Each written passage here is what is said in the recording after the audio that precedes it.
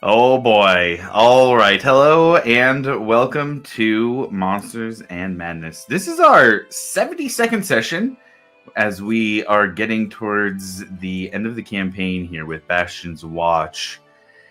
And we'll get past the housekeeping here first. We use music from a couple different places. One of those places is filmmusic.io. Any information from the songs from filmmusic.io we have done in the panels there. We also use music from the Critical Role soundtracks. They allow other D&D live play streamers to use it, and we play D&D and live stream it, so we use it because it's great music. And we're in the world of Exandria already, so why not use the music crafted for it? Information for those albums down on the panel. Please check them out. And I think that brings us to the recap. And I think I'm going to get rid of the happy, cheery music for the recap here. And go with something a little more fitting for where we're at. Oh, also, just to let you guys know, my interface changed on the music. They did a UI update, and while it's great, it's different, and so I'm going to be a little slower on the music today, just as a heads up. All right, so we are currently in Bysaeus Till. After the party marched into the camp of the Dragonborns, who had just days before invaded Bysaeus Till to retrieve the body of their dead friend Breck. After a duel between Varric and the leader of that army, the party spent some time on the ocean, putting together what their plans were for the next step of this, how they would try and stop the Dragon Queen, the ancient mother Tiamat, from returning to this world through the Divine Gate. After a reunion of Varric, his father, and his thought-dead brother, the party was offered help in bringing Uk'otoa into the mix to be able to help in destroying the war pick that is being chased by the Dragonborn. The party decided not to go, although another Eye of Uk'otoa was given to Breck as the party was sailing away, with the option to, if you all decided, all that would be needed would be word to help, and they would be there. After some discussion with Emmeline, there was another plan put on the table, using the Chronos Shard, the powerful magical artifact that affected time, the time stream, time magic, chronergy, and was very, very unstable, that the party's just kind of been hanging on to and fucking around with every now and then.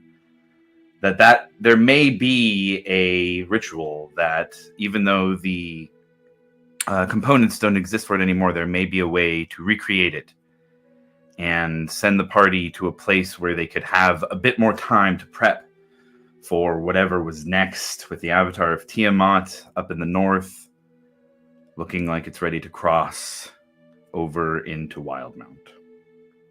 The party went to Bysaeus Till to check out a library, see if they could get a little bit more information. Taking a little bit of a detour, first wanting to go to Vasselheim, trying to teleport there, not being successful teleporting there because the party had not been there, ending up in a frozen wasteland where there were whispers of some cataclysmic event, with odd pieces of flesh floating around in the snow and talking yetis walking by. Party teleported back to Bysaeus Till for a little more accessible library, and on the way to the library saw that there was a scene in the main courtyard of Bysaeus Till, a scene where 6 declared traitors were up on the gallows with Uther Prent, talking to the crowd about how to stop the dragons, the might of the Dwendalian Empire must be apparent, and these traitors must be punished. Angus moved forward and saw one of the figures was his recently rediscovered father, the one he decided not to reunite with after being offered by one of the Ring of Three. And now, in the same courtyard where so much of his past has come to haunt him, he stands here again. Now different, now taking an action to speak to the crowd, to try and turn them against Uther Prent. And in those moments, seeing the execution about to happen, that is where we're going to pick up today. I'm going to go ahead and get the camera on the map here and get things set up for us to roll initiative as Angus begins to cast a spell trying to stop the executioner.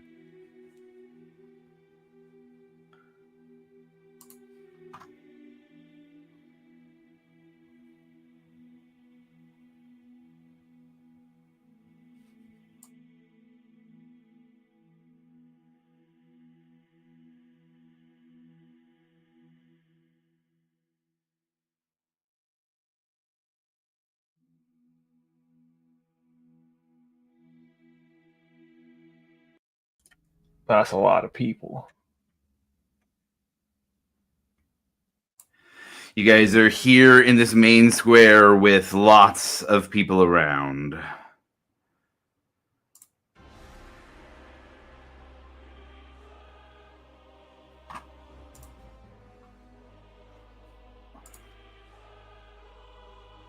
All right, one thing we did need to wrap up. Milo, you had called for going stealthily into the crowd. Can you roll a stealth check just to see what that looked like for you? Not well. Oh, bummer.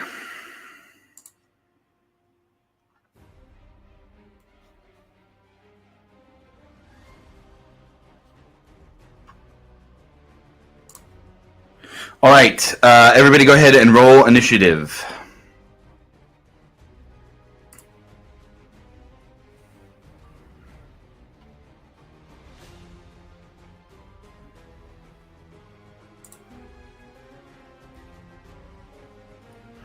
I got a 6 for Milo, 6 for Ekamos. Oof, low guys. How about Grim? Big 8. Oh boy. Varric? 3. Oh no. Oh no. Oh no, you guys. Angus. The dice gods have shined their light on me today. I got a 23. 23 is pretty good. And Ash, what about you? 16. Okay, all right. Not bad. So Seems fitting that Alavor gets to go early. I think so, yeah. That's what Yeah, I right. was hoping for. Story-wise, I think, yeah, the dice are telling a little bit of a story there, too. Go Alavor, we choose you. Oh god. All right, let's get another angle in here, too. Oops. There we go. So we also got a little bit of a top down, and then I have a third angle too, if you guys need any switches on the angle for the board here. The way we had finished up, Angus, you had pushed through to talk to people in the crowd. We have you up here in the middle of the crowd, kind of with everybody's eyes turned towards you, looking at what's going on. Milo, you had talked about pushing through to follow stealthily a little bit, so we have you a little farther forward in here. You had summoned Silcine, so Silcine is out as well. We have Zarm, Grim, Ekamos, Ash, and Varric back here, who were still kind of en route to the library, and we're just stopping to see what was going on. So that is the layout of the battlefield. There's a lot of... I don't have dozens of villager minis painted and ready to go, so we do have a lot of stuff that's like got swords and spells going. Just consider anything that isn't you guys out on the field over here, villagers. We have a dozen of the guards. These were the personal guards there were 4 of them in Uther Prent's room. We got a dozen of them up front here.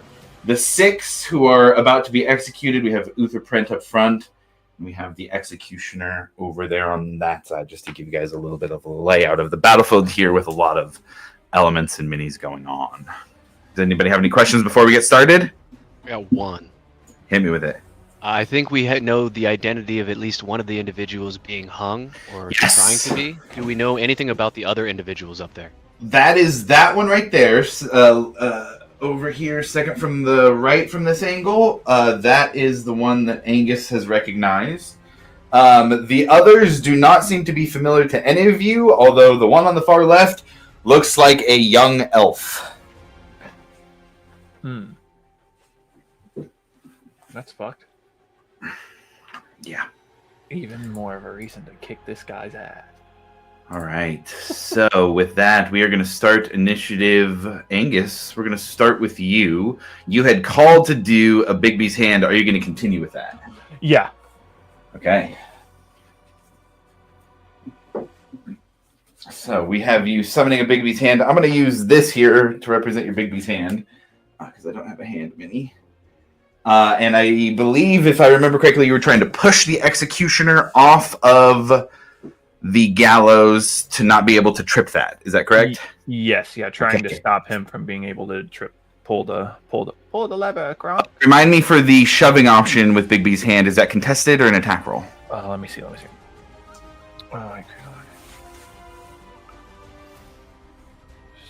Okay, let me see. Forceful hand. Yep. Make a check with the hand strength contested by the strength check or an athletics check of the target. Okay. So it's a check. So we're gonna go here. So go ahead and roll that on your end.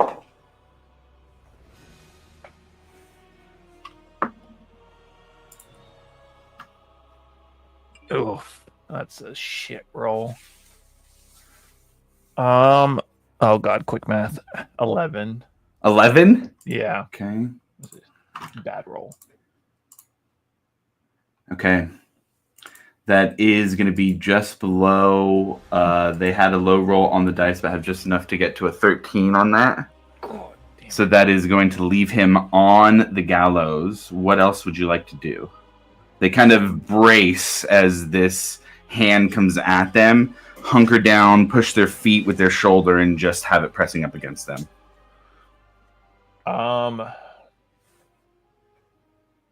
Shoot, let me see. I mean, is there any way like I can forceful grasping? I believe with Bigby's hand, it's the action to summon it, and then the bonus action to use it for the first time. So I believe that it plays out that way, that uses your action and bonus action. And then on subsequent turns, you can use bonus action to use it again, but then still have your action available. Action for so you'll have a little bit more to be able to do on subsequent turns. But it's meant to be able to summon and use on your first turn. Okay. Is the only thing I could think of is whenever it pushed him, kind of putting itself between the executioner and the lever. But I mean, other than that, action, bonus action, I don't really have. You got 6 seconds worth of things you could say to the crowd if you'd like to do that as well. Oh yeah, okay. Say, just yell out to the crowd. Fight for your town, fight for your home, take down the tyrant, and then that's it. Roll persuasion check. Oh, jeez. There we go. That's going to be a 31. Okay. Got it. All right. That is going to take us next here. Angus, as you cast your Bigby's hand and focus on the executioner, once you're done with things that are going on there, your eyes kind of turn back to Uther Prent, and you see almost this very gleefully happy smile about the things that are playing out right now, like he's ready for this execution to happen. He's happy that this is all playing out in this way. And you almost catch this prismatic glint from his eyes. That's what I figured. Ash, you're up next. What are you doing? Okay, so how far am I from the gallows? Oh, pretty far.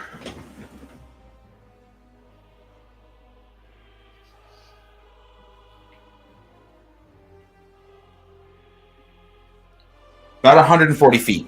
140 feet. Okay. Man. After hearing Alavor's speech, Ash will... he's going to rage, first thing. So he's going to grow to giant size. And the damage I'm going to use, Josh, is going to be fire. So it's almost like the fire from his chest is like over... Like he's like losing control kind of, and the fire's just kind of washing out of his chest. Hell yeah. And then I'm going to move 40 feet forward. Okay. 5, 10, 15, 20, 25, 30, 35, 40. And then as part of the bonus action to enter your rage, you can move up to half your speed. So I'm going to move another 20 feet. Oh, yeah. 5, 10, 15, 20. And then how far am I from the gallows now?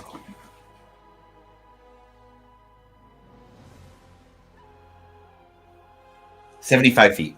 75 feet. I guess I will use my action to dash. Okay. Another 40 feet.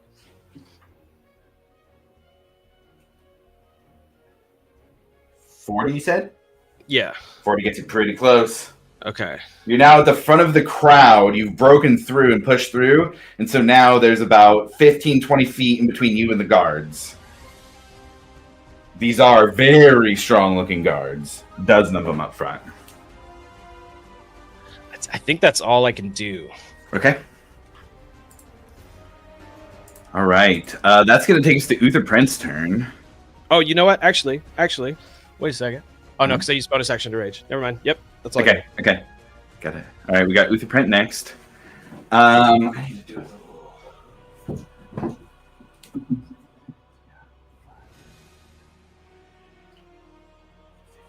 All right, he's going to see that the executioner is pushing up against the lever. He's going to run across the gallows to try and get to the lever also.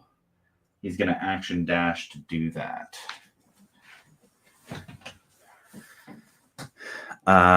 And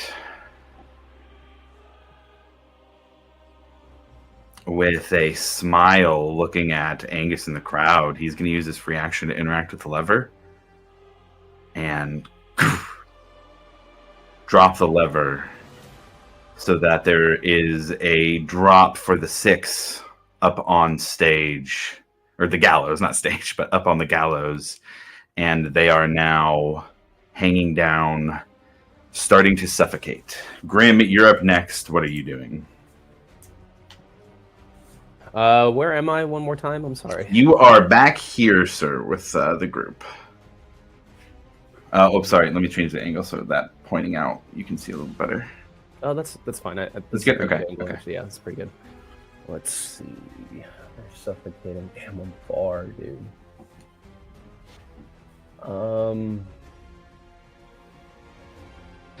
I guess I'll just use all of my movement to start rushing forward. Okay. Just straight beelining up as far as you can get up front. Yeah, as far as I can get. And that's a total of 90 for you for action, bonus action. Just movement for now. Just movement? Just Okay. 30 feet, yeah. 15, 20, 25, 30 gets you up here. Yeah, and then... That's not a lot of space. Hold on. Let me read something real quick. Because this is super important.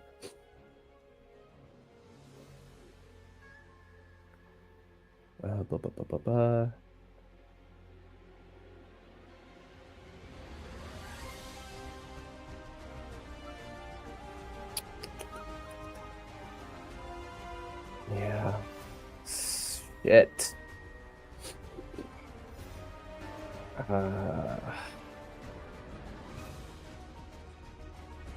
I guess I will. Fuck me, dude. I can't do anything. Not from here. Who's up next in initiative, Josh? In terms of the team, Ekamos is going to be up at 6. Gotcha. Low rolls from the other guys too, which was nice for a couple of them. Yeah.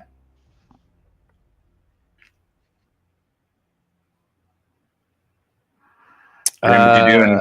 I'm just going to fuck. I'll just use my I guess action and bonus action to move all the way forward. Okay. 5, 10, 15, 20, 25, 30. 10, 15, 20, 25, 30. And I guess Right. because it's kind of calling for it right here. You break through to the front as well. I didn't know I was gonna have to use it this early, but no.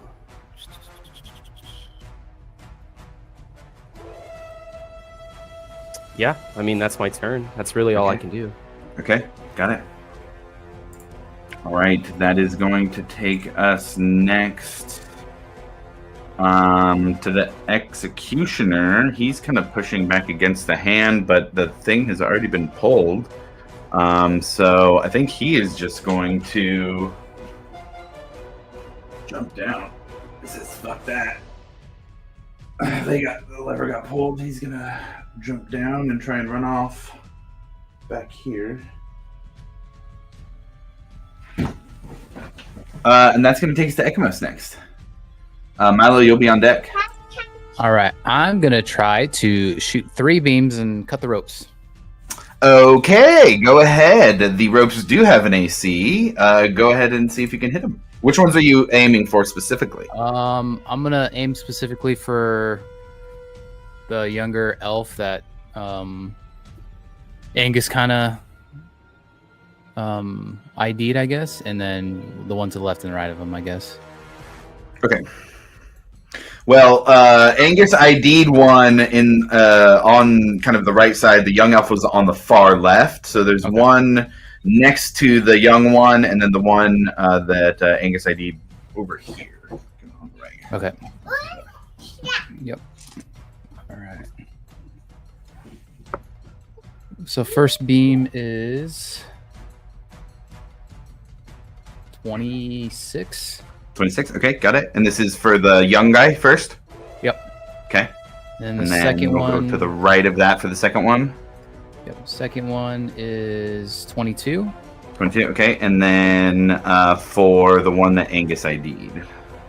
Is going to be 18. 18. Okay, so you all see 3 crackling eldritch blasts come out. One of them hits the young elf, and they drop down, gasping underneath the gallows. They have been freed. The other 2 are still hanging. And then I will move to Ekamos' left, Okay. 15 feet. 5, 10, 15. Okay. And that'll be my turn. Okay. Milo, you're up next. What are you doing? Where's Waldo? Whoop. There we go. Stealth, but it sounds like not well. Not well. No, it was I think it was a 9, right? Something Oof. like that. Yeah. And you said Silsine's already out, correct? Silsine's out. You did call out Silsine getting called out at the end. I made sure to check on that specifically, so I have a Silsine mini out for you here to track her. Well, that's why the stealth. I mean, it's like carrying a lamp. All right, so there are still 5 people. Still 5. Yep.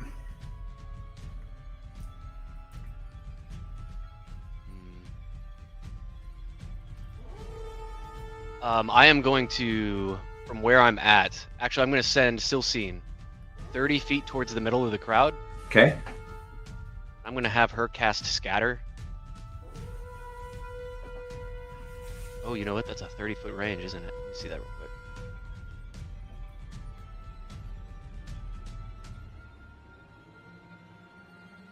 Just 30.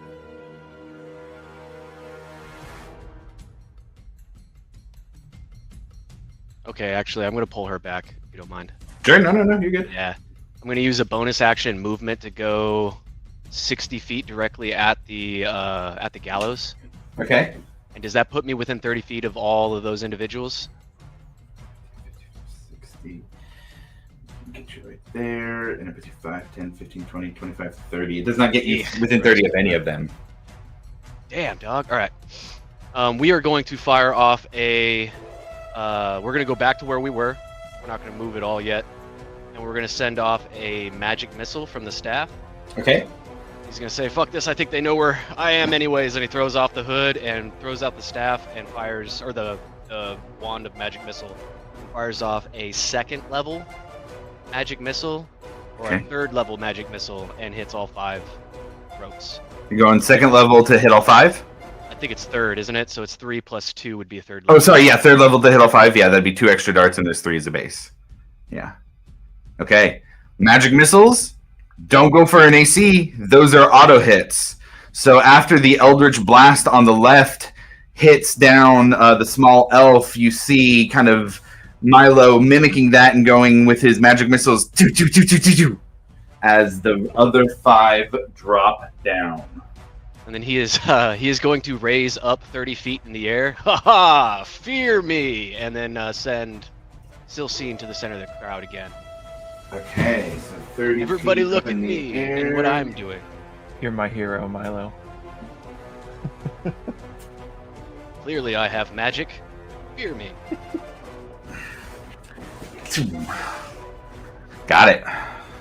Milo, take an aggro. Past turn. Okay. All right.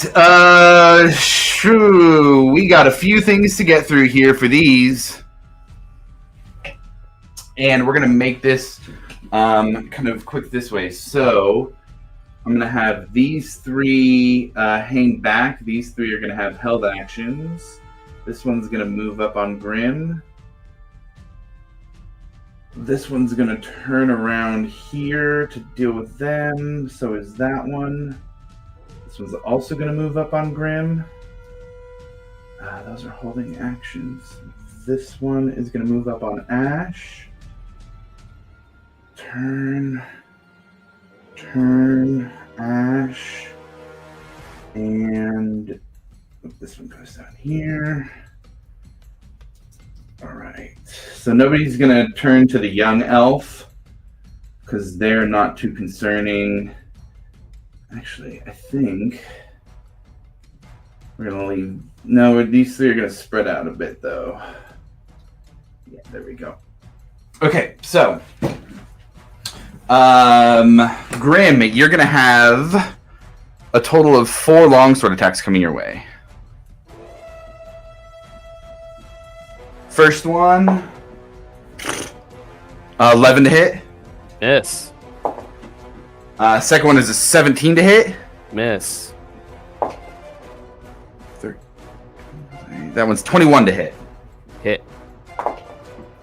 And 23 to hit. Hit. Okay, so the first attack is going to be 10 points of slashing. Uh-huh. And another 5 points of cold. Okay. And then the second one is going to be 7 points of slashing and 9 points of cold. Okay. And then they're both going to use their shield bash also. That one's going to be 13. That misses. That one's going to be a miss too. So those are the attacks coming at you. Ash, you got 2 coming at you also, so it's going to be the same. First longsword attack is a 14 to hit. No. 15 to hit. Nope. That one is 25 to hit. Oh, that one does hit. And then that one is a 12 to hit. Nope. Okay. Looking at 14 points of slashing damage and 8 points of cold damage. They're both going to go with their shield bash also. That one's a 17 to hit. 17 does not hit. 17 does not. And then that one is 16 to hit. So I think that's going to miss too. Oh, that does miss, yeah. Okay. Because I'm raged, I take half on the slashing, right? Yes, correct. Okay, so 7 would points still do slashing, full. 8 points of cold. Man, yeah, that sounds right to me. I have already moved the dice. And I was pretty sure you said 8 points of cold. Yeah. That sounds right to me. Okay. And then the other ones are going to attempt to grapple. I think for the sake of this, those guys have their hands behind their back. So we'll just say that they're getting successful grapples, but 5 of them are being occupied by the trying to get the ones who fell down, minus the young one, and then 3 of them are spreading out and holding their actions. That is going to be it for them, and that's going to take us to all the way to Varric.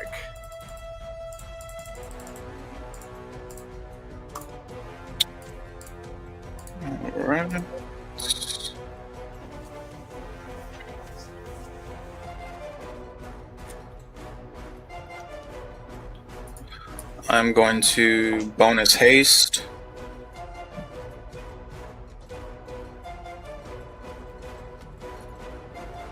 And then use my full movement, which is now 60 feet, to move towards the gallows. Okay, 60 feet. Gets you about in the middle there. Right.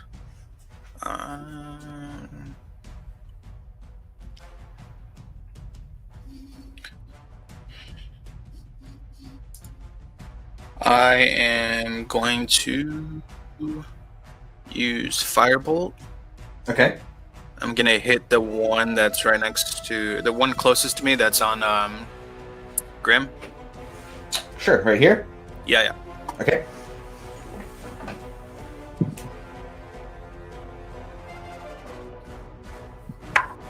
Uh, 27 to hit. That hits.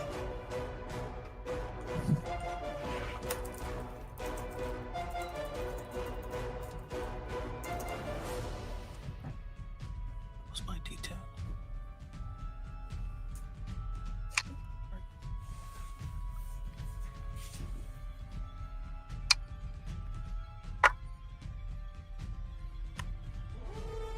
That's 12 damage.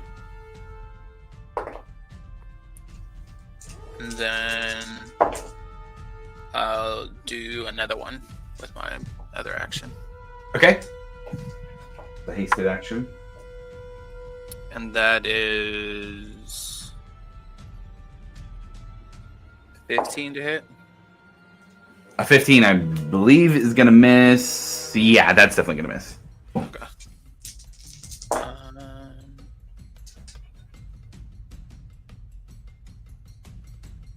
Yeah, that's all I can do. Okay. Okay, that will take us to the end of initiative here, and for Grim and Ash, who ran up to the front, as you guys are dodging the attacks of these soldiers, they have these large longswords they're swinging down at you. And one of the attacks that you dodge, Grim, hits this person behind you, and they go down. Same over here with Ash. One of them goes down as well. And then...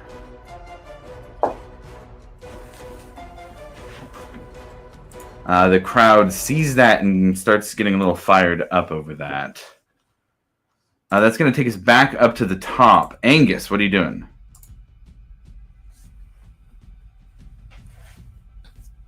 All right, we're going to do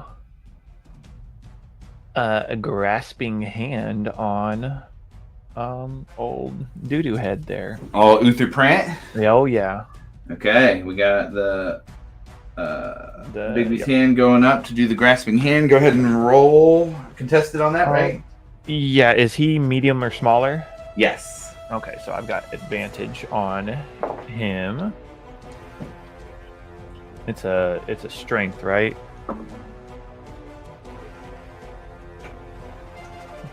For a grapple, I believe it should be athletics The hand- versus his either acrobatics yeah, or athletics. Use the hand's strength score to Oh, yes, not yours. Okay. Yeah. Yep. All right, so yeah, that's gonna be a quick math. 22. 22. Uther Prent got a 3, so you have him in your Bigby's hand grasp. Okay. All right, and is that an action or a bonus action? I think it's a bonus action to do on subsequent turns after you cast Bigby's hand. Okay, and then how does because it's concentration, so how does that work? Can I? So you can still cast a spell. If you cast another concentration spell, it will break Bigby's hand. Okay, so I can cast a spell, just not a concentration spell. Correct. All right. Let me see. Okay. Not that one. Okay. Okay. Okay, and then we're going to...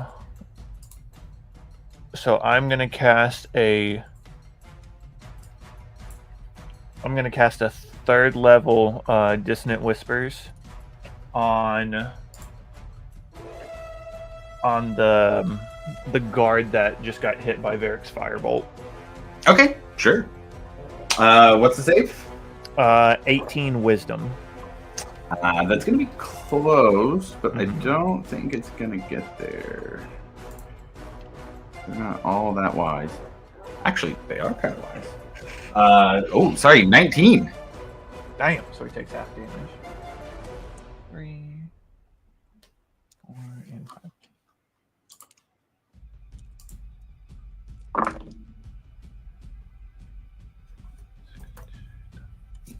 5. So he's going to take, 7 points of psychic damage, which kind of sucks, but... And he doesn't have to move away.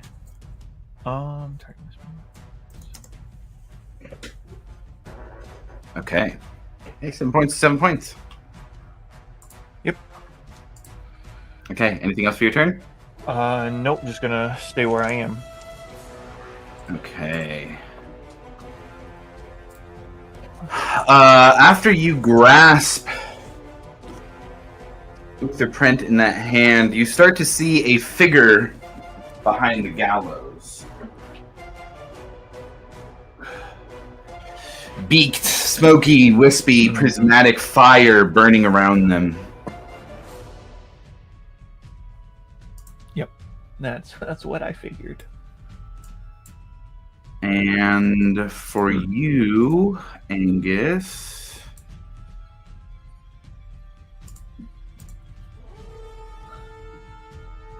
you see a kind of purple prismatic fire coming towards you from behind in that area. It was a 22 hit. Yeah.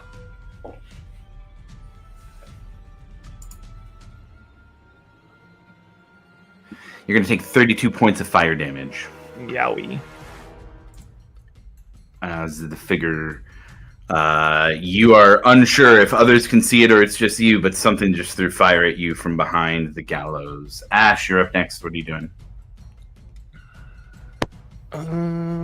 Man, I am going to bury my spear in the guy that attacked the citizen next to me. Yeah. Go for it.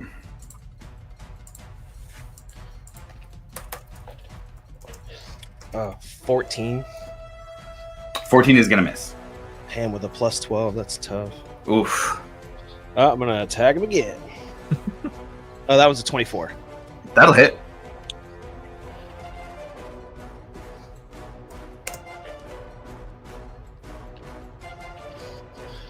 So that is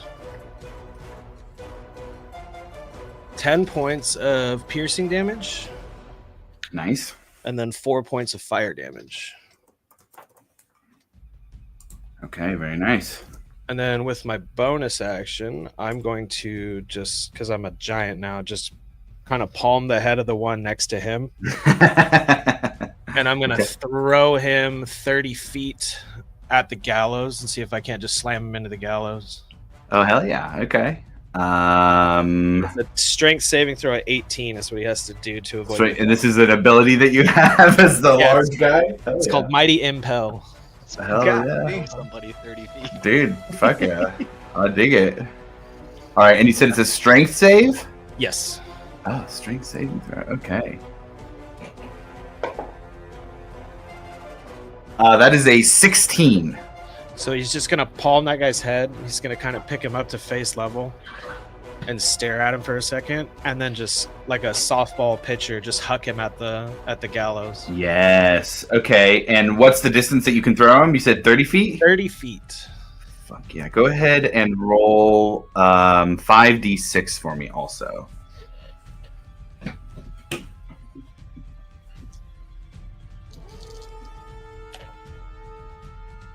Oh my gosh. Okay, so 5, 5, 5, 4, and 5. 24, very nice. Okay, so I built this perfectly to be able to make this happen too. Okay, so you pick him up and you just toss him like a softball, and it hits the top of the gallows and pushes it backwards as it collapses, and you see this like ghostly, demonic-looking figure now that the gallows are kind of out of the way. I'm gonna move that Bigby's hand. Alavor will just remember that that's on Uther Prent right now. This guy goes flying, and the gallows have been destroyed.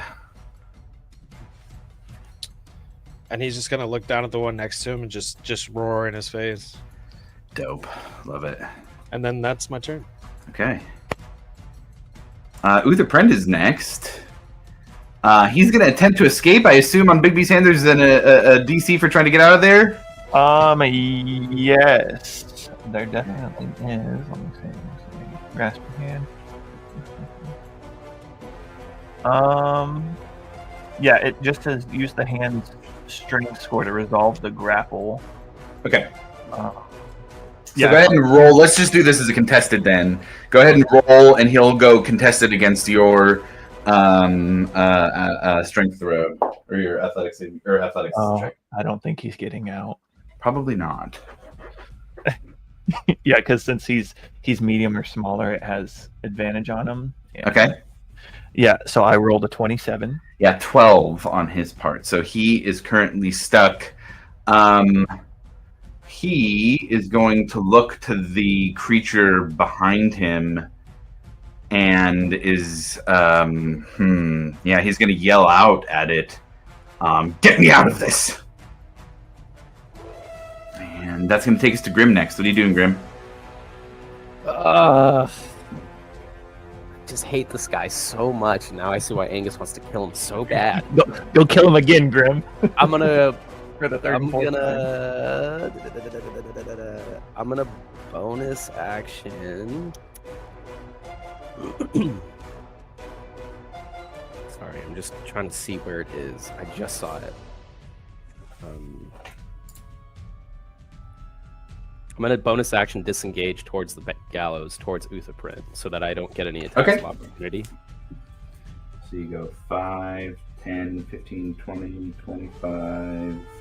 Well, I guess I should say you're here. Which way are you going to get there? Are you going in a direct route or the quickest route to him? this route? Okay. And then I'll use my movement as well to close the distance. So disengage and then movement. 30. Okay, 30 gets you there Mhm. with a disengage. Okay. So then what I'm gonna do is, He's about 10 feet up from you and 15 feet out. yeah. I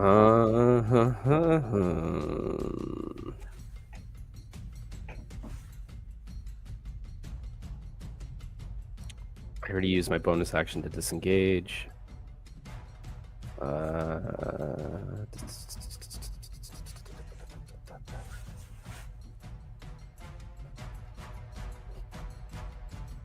And then so using the bonus action disengage includes the movement, right? Like my movement as well.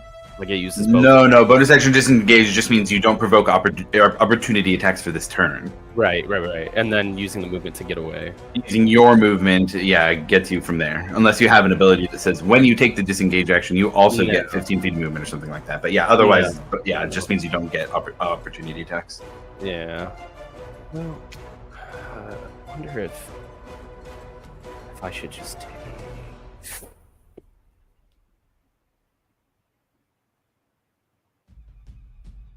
I changed my mind. I'll take the opportunity attacks. Okay. So I'll just use my movement to go. Okay. So I'll take the opportunity attacks as they come. Yeah. First one coming your way. That one's a 16 to hit. Miss. Right. Second one. Ooh, that is a natural 20. I will use a luck point, so he has to re-roll. Ooh. Hurts. Hurts the soul. That one is a 19 to hit. Meets it, beats it. Yep, that's my armor. Okay, so we got a total of 11 points of slashing damage. Okay. And 10 points of cold damage. I will uncanny dodge to have it. Okay.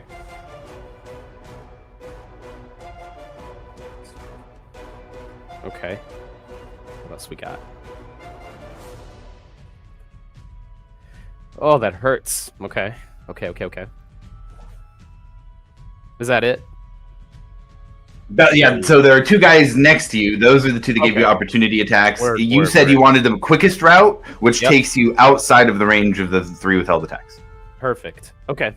Now that I have a bonus action, I will summon my Echo right in front of Uther Prent. Okay. Summoned in front of Uther Prent. Perfect. And through my Echo, he hears me, and I'm just gonna look at him in the face through my Echo. I'm gonna say, "I can't wait to do this again."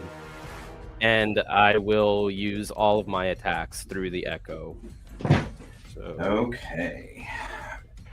And since Bigby's hand has him held and just stationary, would those be at advantage for him? I think so. That makes sense to me. Or auto hits or something? Not auto hits. Let me check for grappled really quick.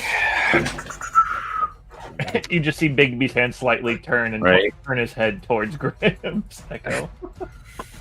Here's his throat neck, buddy. Grappled creature's speed becomes 0. Can't benefit from any bonus. It ends if the grappler is incapacitated. It also ends if an effect removes a grappled creature from the reach. So its speed is just 0. So there's actually no benefits to the attacks, unless the spell itself says it does. all right. So I'm gonna say no sneak attack on this then, since it doesn't give me a benefit at all. Yeah. Cool. So just flat. Here we go. Okay.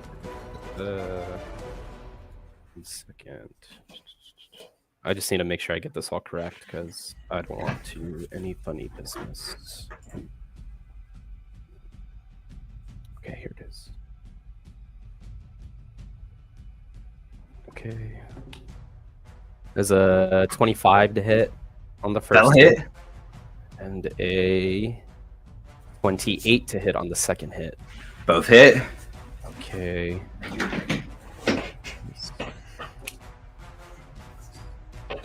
9, 10, 11, 12, 13, 14, 15.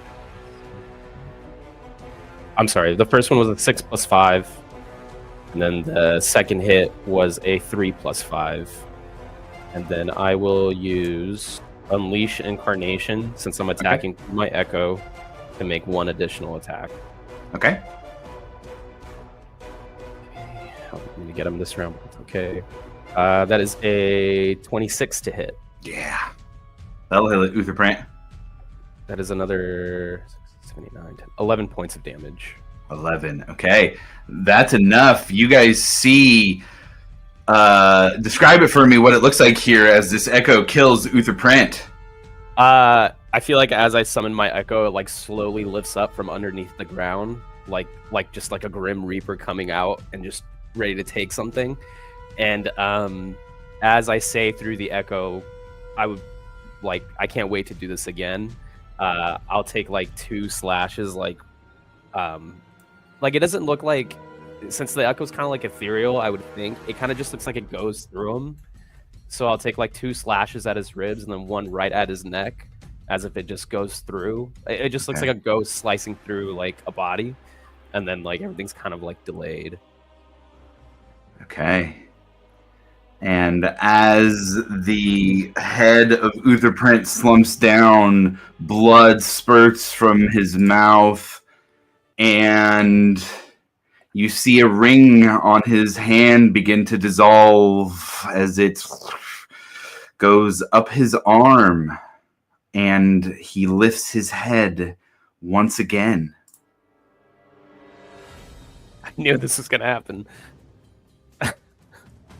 That's his signature move. I know. But And he'll turn to the Echo and with coughing blood still, "You'll have to try harder than that, boy." Bet. And with that, I will use Action Surge. And I will take 1 additional action, and then because I will do another attack, I'll also Unleash Incarnation, so 2 attacks. So again, for Unleash Incarnation, I can heighten my Echo's Fury. Whenever you take an attack action, you can make 1 additional melee attack from the Echo's position. So Okay. 2 attacks. First one is a 17, 18, 19, 20, 27 to hit. That hits. And then second attack, same thing, 17 plus 10. Okay. Here we go. Here are the rolls. That was 7 points of damage for the first attack. Then 11 points for the second. Okay. And that is my turn. Okay. Those hits, as he came back already looking really weak, you stab down again, and like a pincushion, he takes it, and his head once again slumps to the side. Anything else for you, Grim? No, that's all I got. I used everything I had. Okay. How's that for trying harder? All right. Let's see.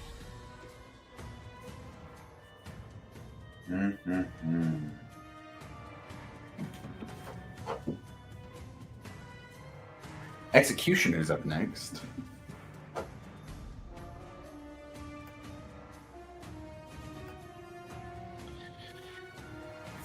He's gonna move back over here. And he's gonna try and climb up. As you see the executioner move forward back to the gallows, Alavor, you hear almost like whispers in your ear. They don't seem to have a place they're coming from, but you sense something. And they do climb up. And they are going to pull a scroll out of their pocket. They're going to open it up. And they are going to attempt to cast a spell near Uther Prent here. Anybody have any response to that? It's definitely outside of 60, right? For you? Yeah. Oh, yeah. I'm just asking the question for hope's sake. 40, 45, 50, 50. Yeah, you're about Yeah. almost twice that away. How far am I? I was just looking for you to 5, 10, 15, 20, 25, 30, 35, 40, 45, 50, 55, 60, 65, 70, 75.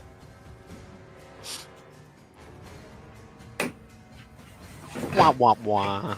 Okay. The executioner opens this scroll, and you guys see this radiant divine light begin to wash over Uther Prent as he back to life again. Ekamos, you're up. What are you doing? Oh, he's getting all the blasts. As soon as he comes up, I'm shooting 6 at him. How many times do I have to teach you this lesson, old man? Yep. Yeah, I forgot the first attacks at the ropes. It should have been 6 instead of 3. But right. I was wondering, but hey, I'm not gonna. It's been a minute. It's been a minute. All right. So yeah, I'm gonna attempt to cast Eldritch Blast times 6 towards Uther Prent. I don't have 6 things to counter 6 Eldritch Blasts, so they're gonna go off. Okay. 17 for the first one. Hit. 22 for the second. Hit. 26 for the third. Hit. 21 for the fourth. Hit.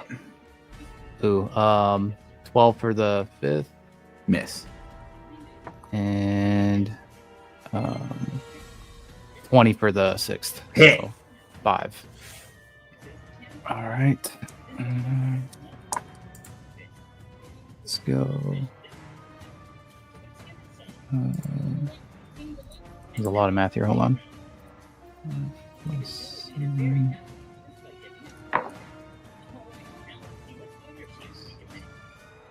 This one's going to be a little more challenging. Let's see if you can guess. Don't worry if you don't know what it is yet. Some more details. 62 points of 62. As he's being held by the Bigby's hand, Uther Prent just gets like it's like he is the voodoo doll that you guys are breaking, except he's just real. And he is a tattered, bloody mess. It doesn't even look, I mean, man, parts of him are starting to hang off. It's rough. Uther Prent's dead. Anything else for you? I'll just stay where I'm at. I'm good there. Okay, Milo, you're up next. What are you doing? I'd like to move 30 feet towards the gallows.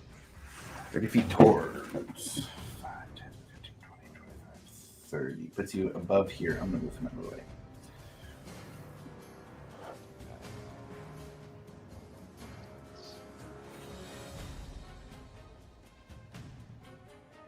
I will bonus action dash closer. Okay. All right. Puts you right over the dead body of one of the villagers. That's better. Oh, gross. All right. So we got the guy who just casted was the executioner. There was one individual that was just thrown, and yeah, he's way behind the gallows. For all intents and purposes, here that dude's knocked out. That was a that was a ordeal for him. I think Milo is going to, in the loudest voice he can possibly say, is it is no longer safe for the citizens here. Uther Prent has tainted this city with his rage and nonsense. Flee for your lives. And then his eyes are going to glow, and he is going to cast telekinesis. Uh-huh. I'm going to attempt to grab the executioner. Oh, hell yeah. Okay. First off, roll me, I think, an intimidation check there. I'd let you choose persuasion or intimidation on that, the way you phrased it. I will go... Let's do persuasion. And that is going to be a 10. Okay. So... And then telekinesis is a save? It is. So you can try to move a huge or smaller creature, make an ability check with your spellcasting modifier, which is a +5. So we'll just do intelligence. Good God, man. The rolls are savage today. He's got to beat a 7. He's got to beat a 7. He did beat a 7, yeah. 15 on the dice. Yeah. And then I will... Bonus action move. You're telling me the executioner doesn't have like a -9 to intelligence? I don't know, man. This executioner is just sit up here and pull the lever. He's resisting the Big B's hand and the telekinesis here. I don't know. You know, he's got something going on. That's it for me, man. Pass. Okay. You are 5, 10, 15, 20, 25, 30, 35, 40. You are within 60 now, which might become relevant. Okay.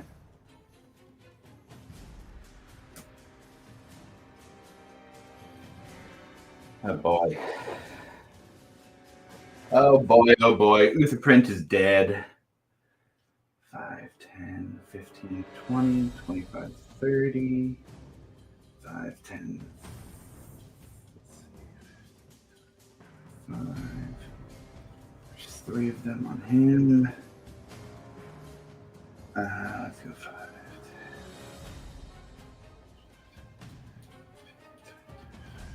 30.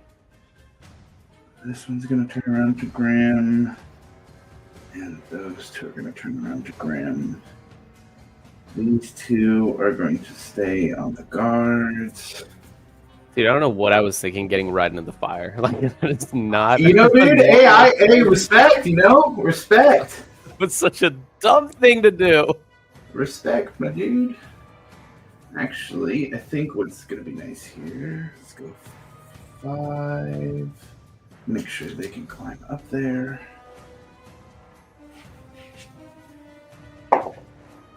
Okay. Get up to the hand where Uther Prent's mangled body is. All right, so a few things are going to be happening here. We have Ash. You got 3 sets of attackers coming at you with quite a few attacks. So I'm going to try and go through these as quick as I can. First, sorry. Just letting you know now, after seeing the attacks hit the citizens, I'm going to take all the attacks willingly. Okay. You just roll for damage. So here's what I'll do. I'll roll for advantage against you in return for them not hitting a citizen. Okay.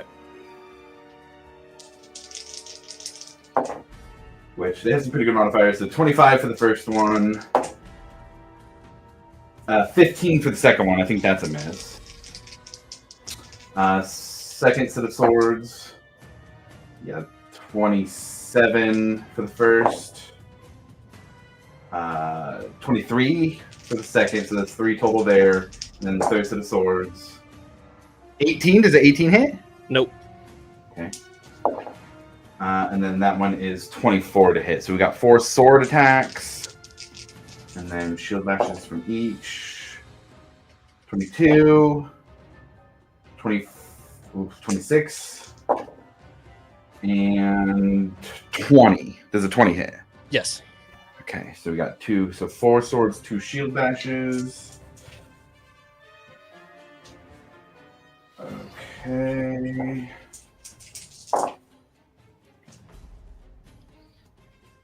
And everything will be halved except the cold damage. Cool. So 27 slashing. So you take 13 slashing total from those. And then the cold I'm going to do on here.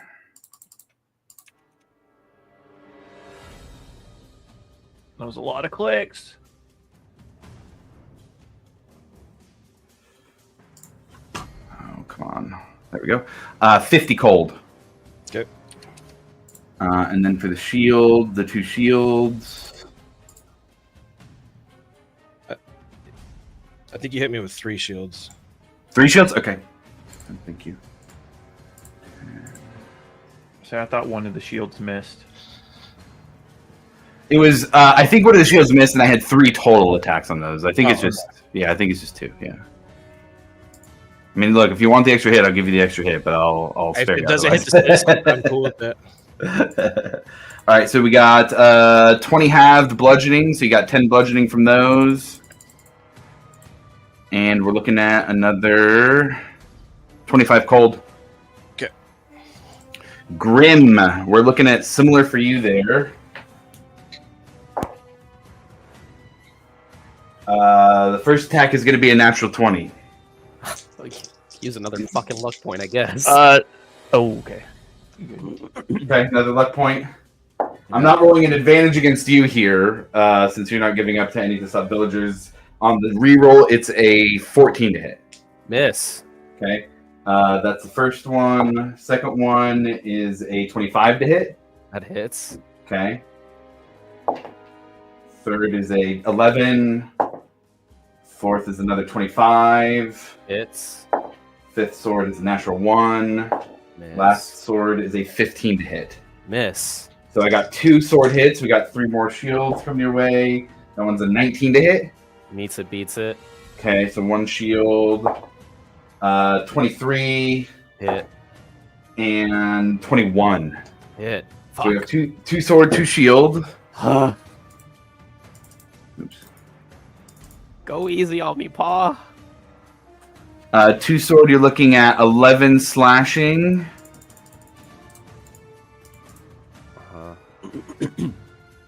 25 cold. Okay. 3 shield.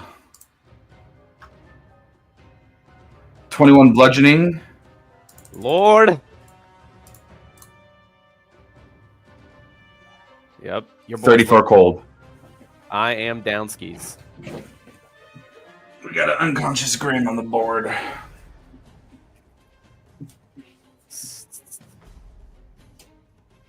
Okay. Up, there is still one. Still 2 grappling. 2 of the people who fell. 1 went up.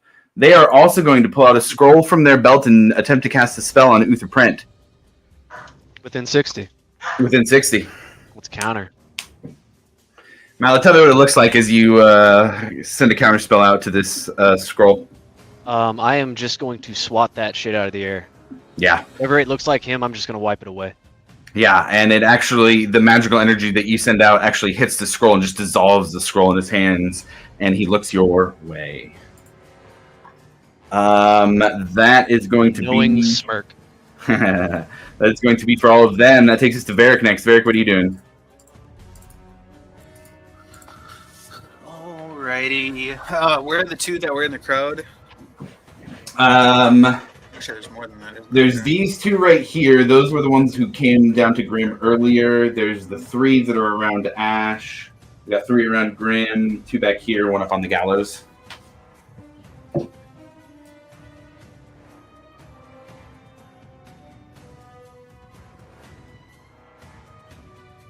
Okay.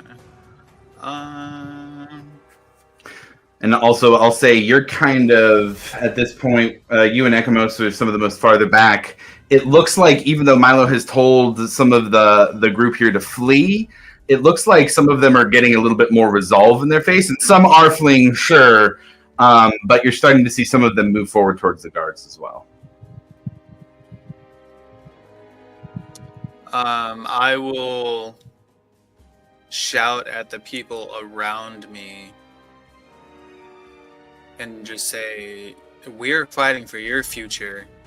What are you waiting for? And then I will run to help Ash. Okay. I will try to flank them if I have enough. Should have 60. If I can go around the other side, so I'm not. Well, yeah. Yeah, other you side, I can. don't With wanna 60, be- you can. Yeah, I don't want to be between them and the other two. So, like, over here, or it's a little different? Like To your this? right. To the right. Over this way. Yeah. Okay, got it. And then, And roll me a persuasion check also with that. persuasion. Jesus. Let me see if I have a feature for that.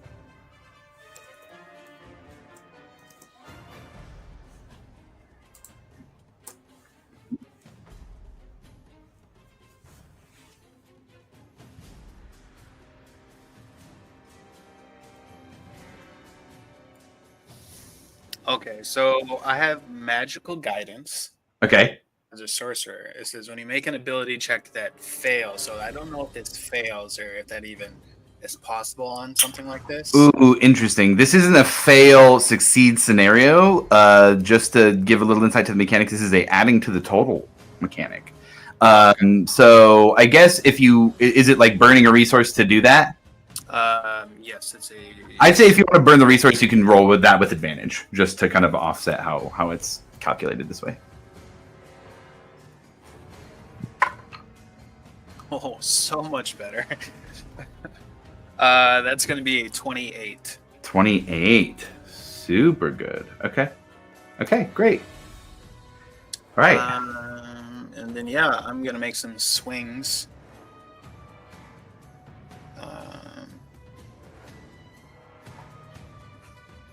I am flanking, correct? Yes. So that is, first one is a 27. Hits. That is a natural 20. Definitely hits. And then my third attack is another natural 20. No shit. On the same die, too. Well, I don't have any critical canceling abilities on my NPCs on the table today, so yeah, those will hit. Okay, I gotta remember how to do this. Let's see.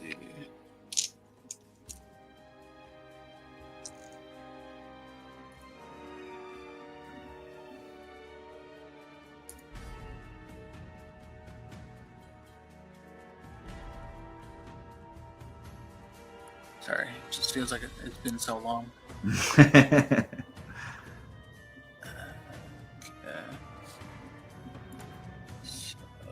I would assume there's some smites being added onto this as well. Yeah, I'm just gonna throw. I'll throw a first level on it, which is 2d8. So double that. Well, 4 with the crit.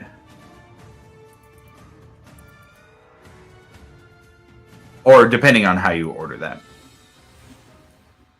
So, that's right. 2 more crits, and then one was regular. Okay. First, And 5e you can choose afterwards if you're adding, so I'm fine to add them on to this and ordering it how you want to do it. okay. I'm gonna do one of the smites first. I'm just gonna roll it on D&D Beyond. Cool, yeah.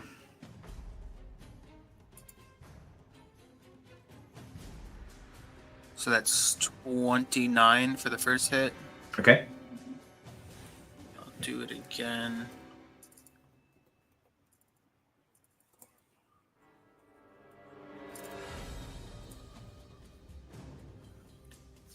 Oh, that was a good roll. Holy shit. That's 45 for the second. Shit. And then a regular hit.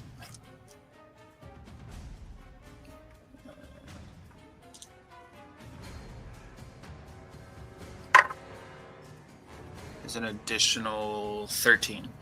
Shit, very nice.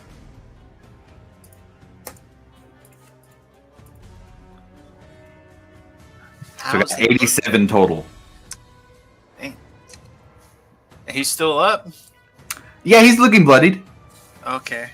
You guys fought these guys before. These are not small enemies. These are battle-hardened guards that have been hired for the protection of this Starosta here. Yeah, that was 87 points of damage. He's fucking stumbling around and pretty hurt. He's still up, though. Lovely. Yeah, that's what I got. Okay, so this round, there has a threshold that has been crossed, and so at the top of initiative here, let's see. Hearing the encouragement, hearing the talks about fleeing and fighting, a little bit of conflicting messages from Varric and Milo, but enough for those who need to run, and those who could stay to stay. A nice little balance between that. We will pull some of them off the board here for those who are running any of the short characters, we'll say. Those who it is less safe to be on the board for, those who are here watching. But some of the other citizens are going to stay here, and for the top of initiative, they are going to start moving forward here as well. Ash and Varric, in particular, you guys see two of the three that are around you.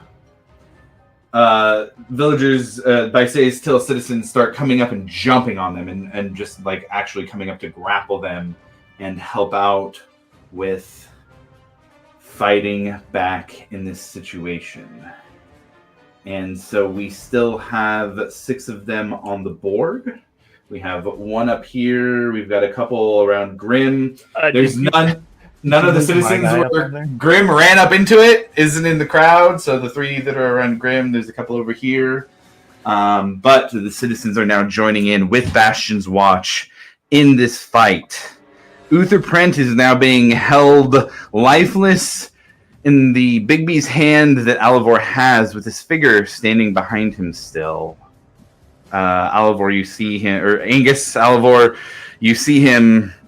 You recognize him. His gaze meets yours directly. You hear the crackling of fire as if it is the ones from your dreams that you have seen. What are you doing? First off, I think you moved my mini up on. Oh shit! On a dude. I moved him up on a dude. Yep, I did. I did. Thank you. Said, You're not one of the citizens. No, but quick question. How far can Bigby's hand go with a dead body held in it? Whatever the ranger says it can move, I think. If like it's the range of my spell? No, not the range of your spell, but I think it should say in the spell's details how far it can move on a turn.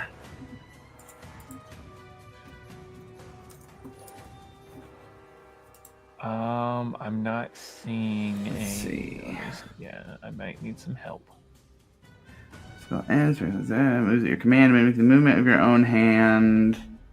Let's see. You create the hand lasts for the spells, and it moves at your command, mimicking the movement of the hand and hits points against drops 0.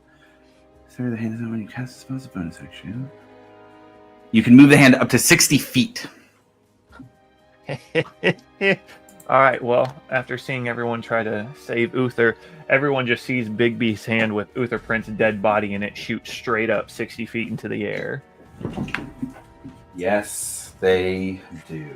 Yes, they. And it's just hovering there, holding his lifeless body. We'll say it's holding him upside down. So Okay. Holding his dead, lifeless body upside. Oops. Knocking over the runes here, and the executioner.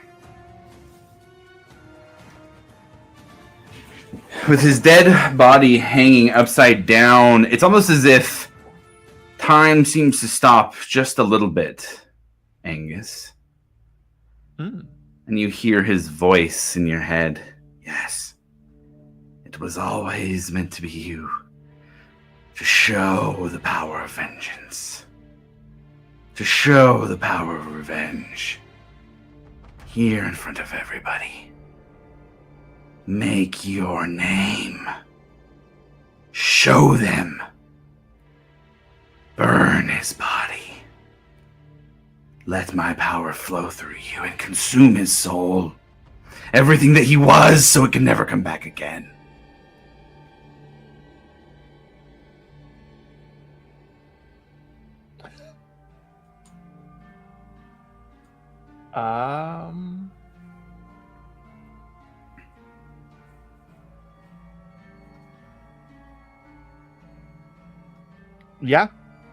Yeah, Alavor hears that, and just everything that's happened before and last time, seeing that, and then really what the tipping point was, seeing his father up on the gallows and everything. So yes, he's gonna burn the body. And in that moment, as you begin to let that flow through you, you see in the crowd Gwayeth Naros. And she begins, it looks like she's about to cast a spell as well. Mm-hmm. And you can hesitate for a moment to see what happens and allow that to happen in this moment if you would like. Or you can continue to burn.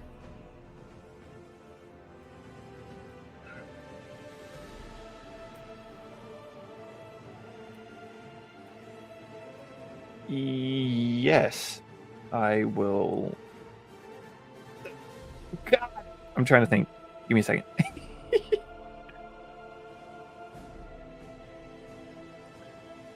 Actually, no. He wants this done and over with. Okay. He's not gonna wait. Then you all look at the body hanging above these gallows in the air as a purple prismatic flame begins to burn. And you hear screams. Ah! Ah! Ah! His body isn't moving, but you hear the echoes of his soul being burned and torn asunder.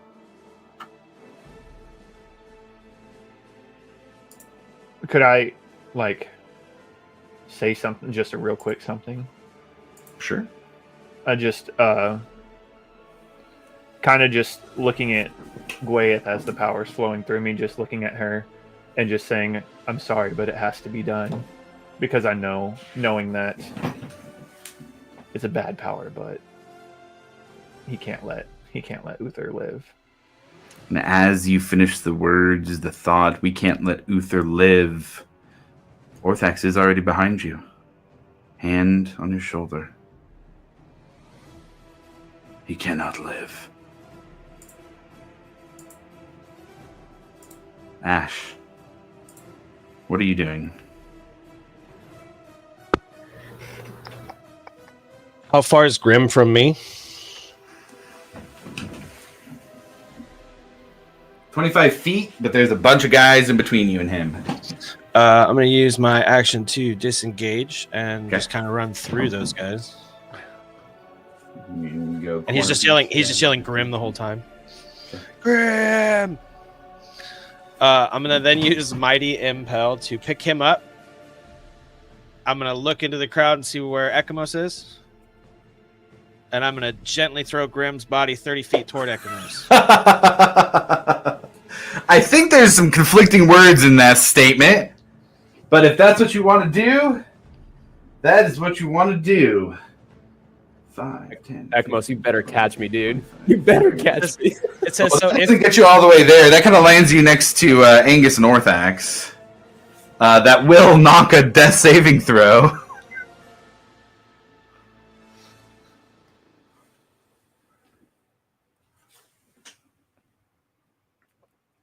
Ash, what do you got? How much movement did I use? For that, 25. 25. I'm gonna move back toward the guys I was fighting originally. Okay, you do so. And Right. that's my turn. All right. Grim, go ahead and roll me a death saving throw. Oh my god. 19. 19 is a success. That's one success, one failure. Let's see. We have the executioner next. Nope. Okay. He does not want to be a part of this business and runs away again. Ekamos, you're up next. What are you doing?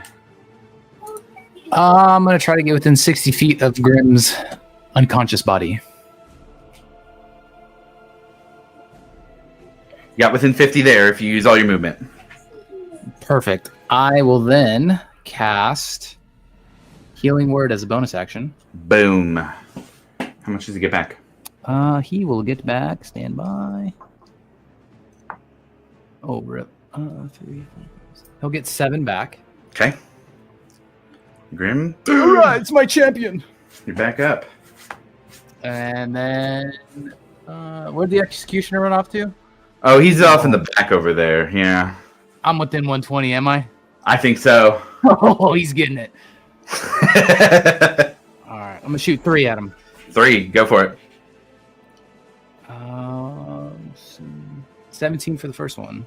Hits. 26 for the second. Hits also. And 24 for the third. Hits. Yeah. Let's see. Calculator out. 9.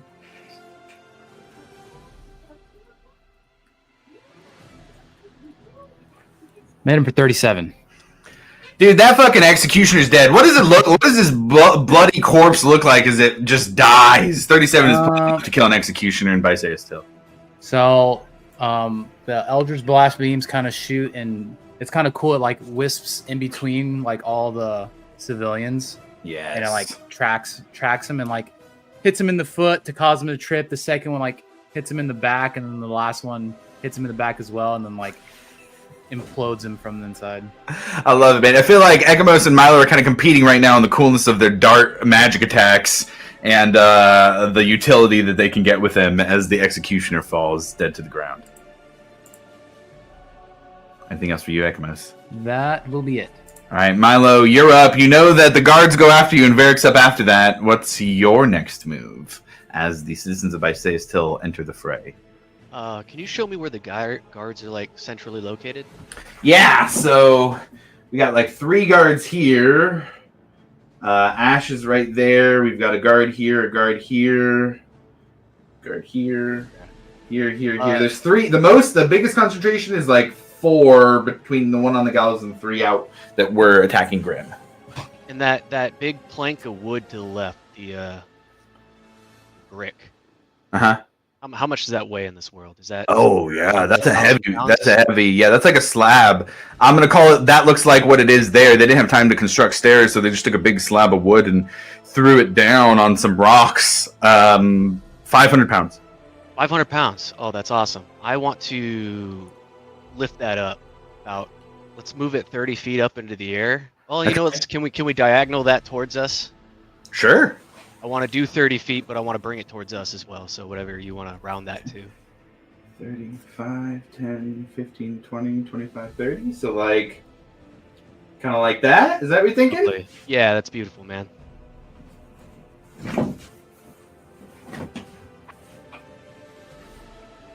Action. What are you doing, Milo? What you got going? What's the scheme? Yeah, action. And then can I bring? I would like to bring. I think Silcine was supposed to be in the center, kind of where I was. I think so. Kind of in that fray. Yeah. Where did she I'd like go? to bring her. Yeah. Let's send her about 30 feet to the left of this screen, towards the left of the gallows. Okay. It's kind of this way. Yeah, and then I'd like to, if I could, I'd like Blot to be with her. I think that's fine. We'll just use that mini for both of them right now. We'll know they're together. That's perfect. And then I believe that is the action. This action's done, and then that's my turn. Okay. Interesting. A lot of the guards next. The executioner, but I can pick this up. All right. Let's see. Those guys are being grabbed. Those guys are being grabbed. He's underneath. He's gonna turn for Ash. I think we got one there. 2, 3 coming to Ash. Uther Prent is donezo. 5, 10, 15, 20, 25, 30. Trying to run this way. And Alavor's got this big thing behind him. All right, Ash, we got some attacks coming your way. As the ones that were around Grim still kind of rushed to stop you, seeing as you grabbed him and threw him out of that area.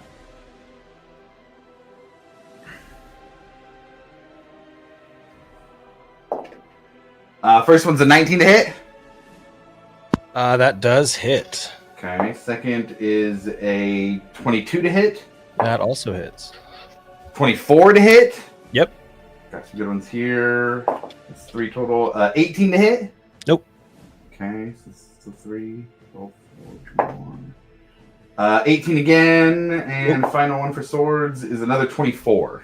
That does hit. So 4 swords, and then shield is a dirty 20. A 12 and an 11, so I think 1 shield. So we got 1 shield. 1 shield. 4 sword, 1 shield. And we're gonna do this digitally to keep it simple. 1, 2, 3, 4. And I think you're still raging, yeah? Yeah, because I threw Graham and he took damage. That's right. Okay, so 15 slashing is total what you're gonna take, reduced from 31. And then for cold, we're looking at 31 cold. Okay. And then on the 1 shield, At 10 HP. oh boy. 7 halved for bludgeoning, so 3 bludgeoning. I think the cold's going to get you on that, though. Have to roll real low. Nope, 14 cold. Okay, so because I am raging, let me make sure I'm looking at this correctly.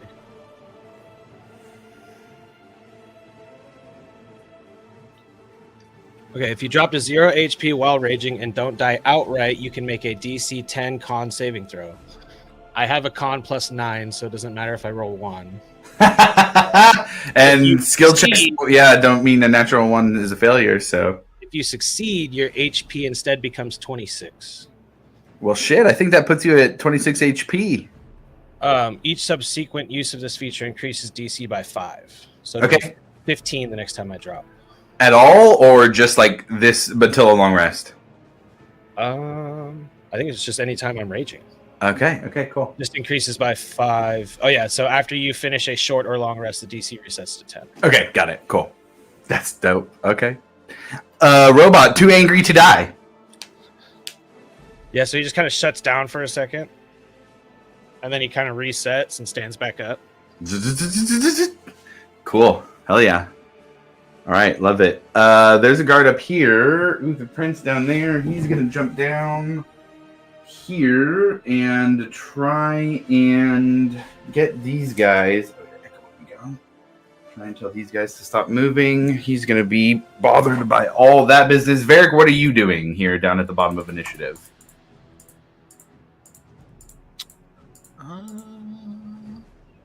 Can I get that above angle? Yeah. Bird's eye view. You got that one? Is that one you're looking for? Yeah, that works. I don't remember where I am. You are in the fray way over here. You got some That guards one- around you, but they're kind of being swarmed by the villagers. And that one's You're still in about front of me. What's that? That one is still in front of me. Yeah, same one. Okay. Yeah, I'll continue to attack him. Okay, go for it. Am I still getting advantage now because of the villagers? Yeah, I'll give you that. I'll count them as allies. That seems fair. Hell yeah. First one, 27. Hit. Second one. Oh, that sucked. 17. That will miss. And then last one. Natural 20. There you go. Alright. First one. Regular hit. Oh, that sucked. 10 bludgeoning. Okay. Then the crit.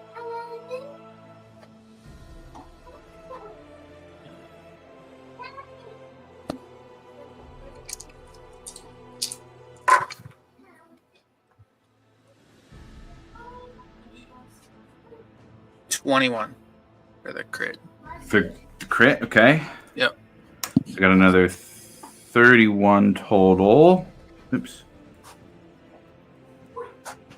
That is action, bonus I still have.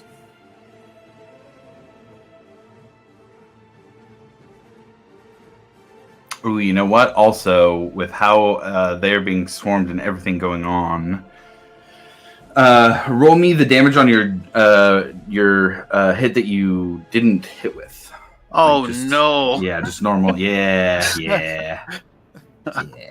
You get advantage, but you also get the risk. That is 13. 13. Oof. Stop! God, he's doing it again. Oh boy. Yeah, look, you swing at the guy and he's still got enough energy to dodge that blow.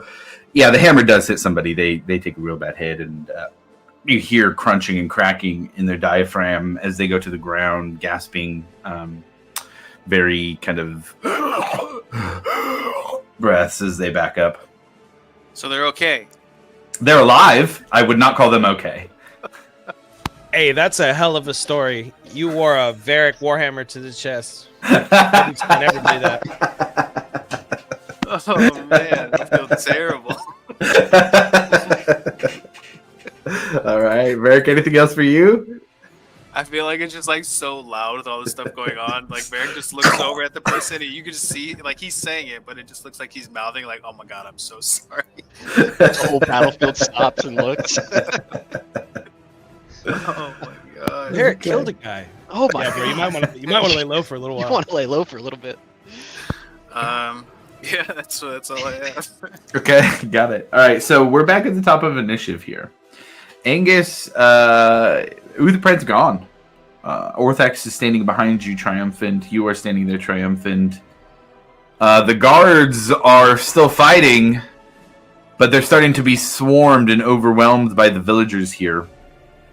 It seems like that those who are fighting against the guards are staying. They're staying in it and continuing to swarm them. And what are you doing here at the top of initiative? We haven't had much change from that since the last round. What are you doing? You feel by your side. I'm gonna add something to your. In fact, no, you can add it to your inventory. You know what I'm gonna tell you to add to your inventory. Add it back to your inventory. Yeah. Let me manage. Where is it at? The burning heart is back at your side. Yes. It's gonna load.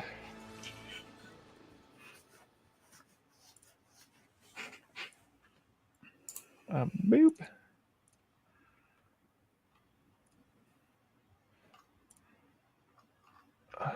All right.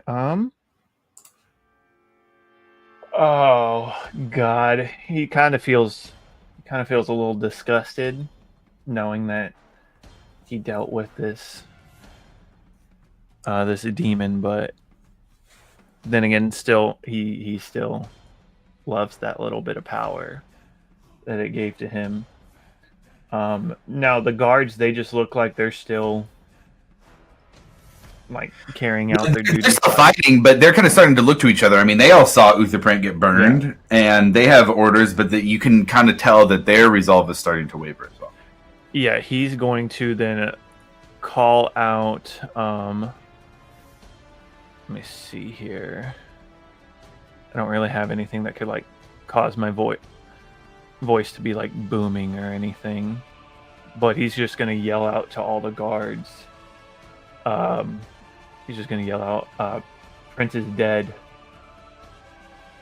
You have no one to fight for. Lay down your arms, and you will be spared your lives and leave this city.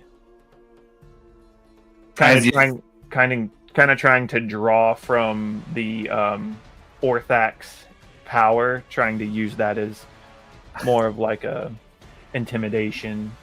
Oh, that's so fantastic, because I was going to ask you, Orthax is kind of whispering in your ear, I can help with this. So the fact that you said, let's do it anyways, is fantastic. Go ahead and roll me intimidation and advantage.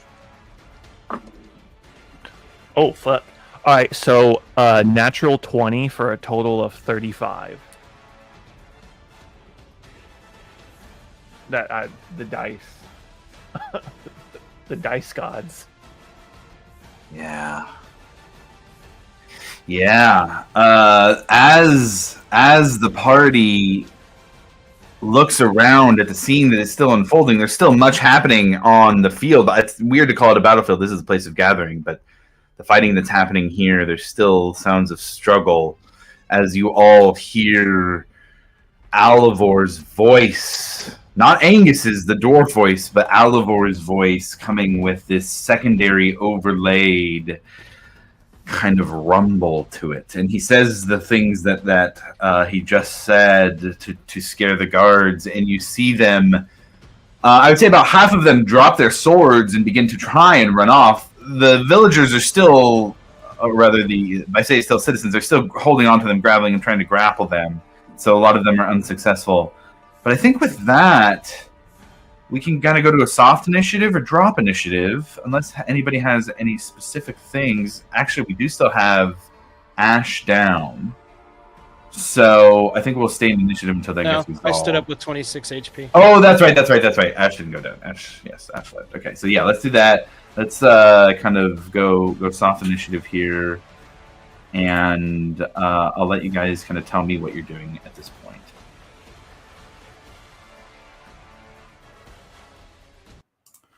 Change up the vibe. Guess I'll put part of the stadium down.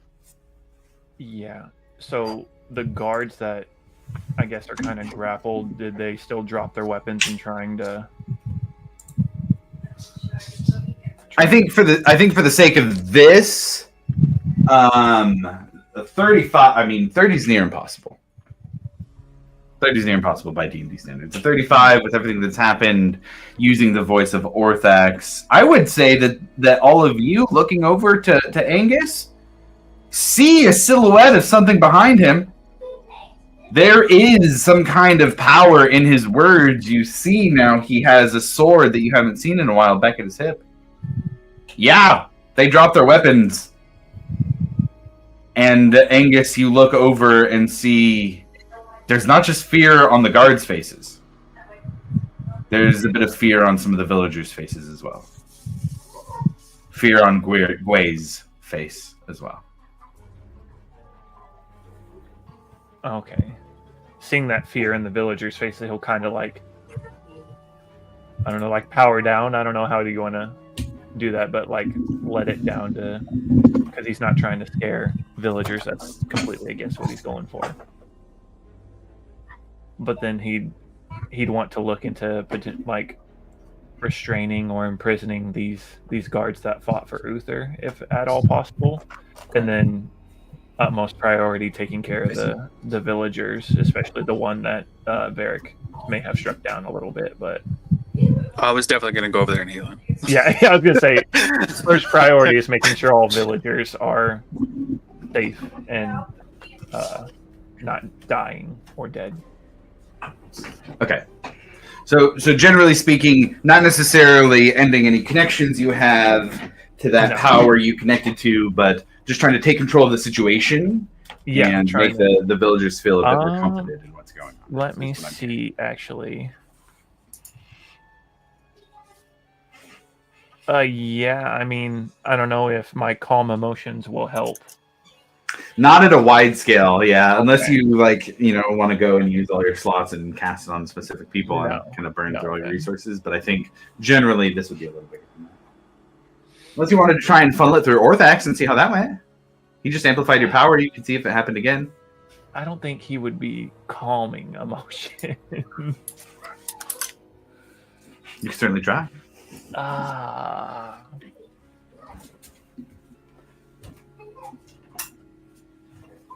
No, Orthax. I feel like he kind of taints a little bit of stuff that he touches. So, yeah, I would like to. I mean, is anyone else trying to do anything specific? Yeah, I'm gonna go over to that guy I destroyed. I'm gonna use 5 points of lay on hands, and I'm gonna give him 100 gold. He'll say it's a human, right? It's a human. He's kind of a younger guy. Just doesn't look like a military guy or anything. Just somebody who jumped into the fray. I don't need the gold. It's fine. The healing is enough. I'm sure I'll be fine. No, just go ahead and take it. Okay, good, thank you. And he'll just take it and go. He can only turn down 100 gold once. Maybe I'll like sign his T-shirt or something. I don't know. We'll do meet and greet later. What is everybody else doing? What's the vibe here? Things are a little tense on the field. There was obviously some leading into this and some encouraging, and they have helped with what's going on, but there's also some elevated tension there because of that too. What are the guards doing? I would say right now they're kind of just being held down by some Bastion Till citizens. At this point, now that there's been a little bit more time, these guys aren't regular Righteous Brand or Crown's Guard. These guys were brought in so they don't have any official capacity, and so after probably like 4 or 5 minutes, there's some Righteous Brand that do come in, and there's some confusion at first, I would say. Uther Prent, man, his lifeless dead body's crumpled up somewhere, and so without that direct command from the Starosta, there is a little bit of confusion at first.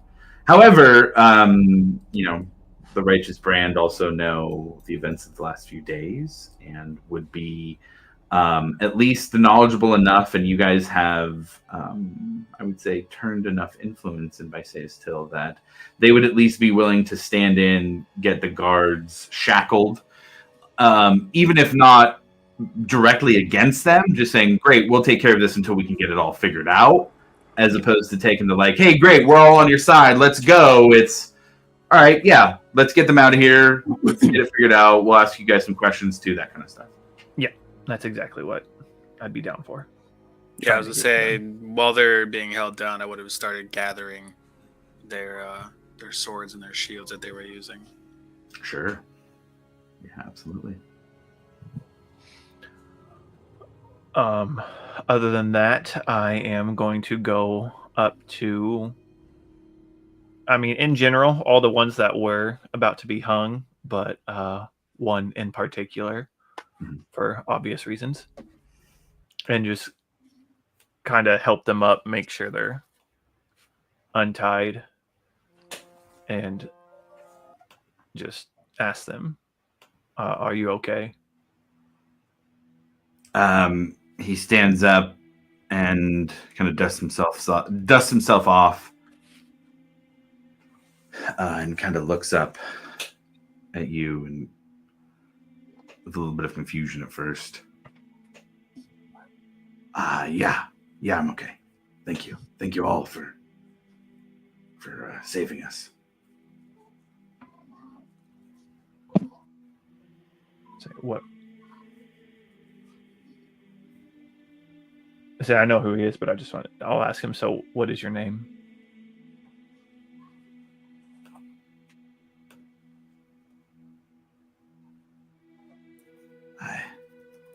You don't even know my name. I'm just nobody. I'm just passing through. Thank you and your friends for your help. If you don't mind, I'll be taking my leave and looking for a drink. Do you know how long it's been? How long I've been looking for you?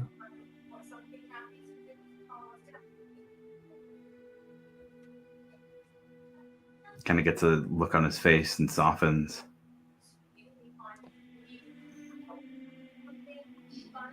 And you feel a bit of magic kind of rush over you, Alavor.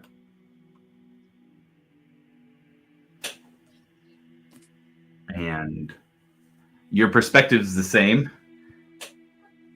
But she's not hiding it. You can see Gwei casting a bit of magic on you.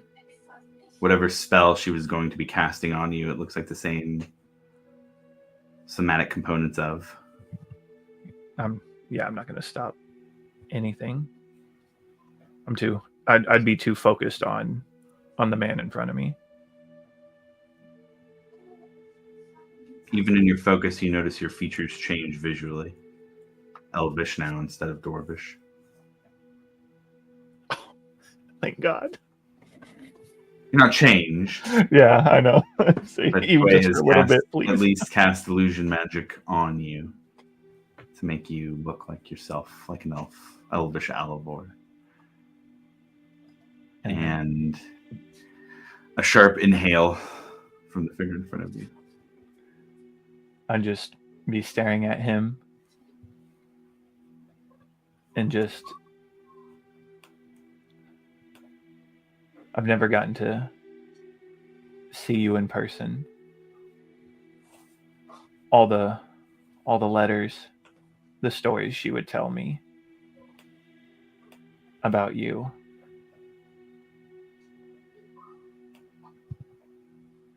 I'm so sorry, Al. And he would just go in for a hug. And he wouldn't stop you.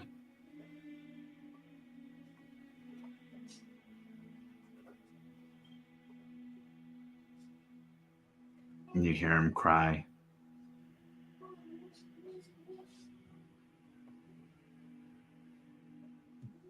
I'd like to tell you about her. And I'd like to hear about her in the times after I left.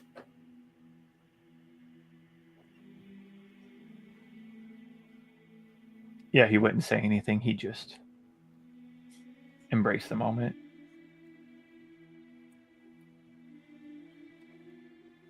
I wouldn't say anything back.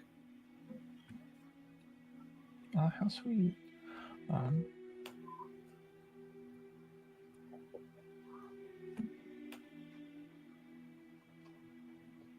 Starstem.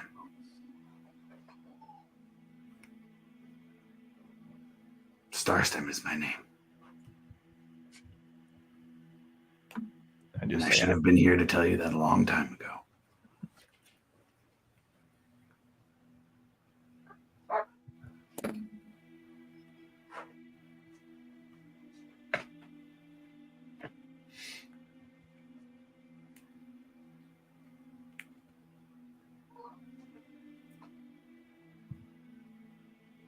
The party sees this solemn moment, seeing Alavor again as his regular self for the first time in a while, I think.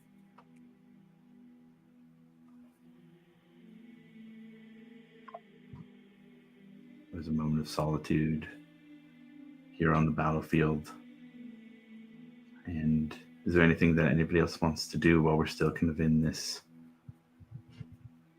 space? As the guards are being taken away. The chaos is being sorted through. Probably just checking on the people that were up there as well. The other people. Got it. making sure they're all good and see if they need any medical attention.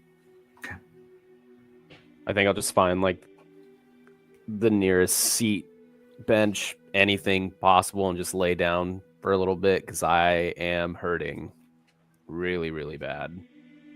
Yeah. It's big hits. Okay. Well, then with that, I think now is a good time to take a break. We'll say that the party does a little bit of time wrapping up, cleaning up, bandaging up, and we can come back and figure out what you guys want to do next, if you want to continue back to the library or take another route from there. But let's take 12:52 Pacific. Let's call it 1:07 Pacific. So 07 on the dial of the next hour of wherever you're at. And we'll see you guys in just a minute.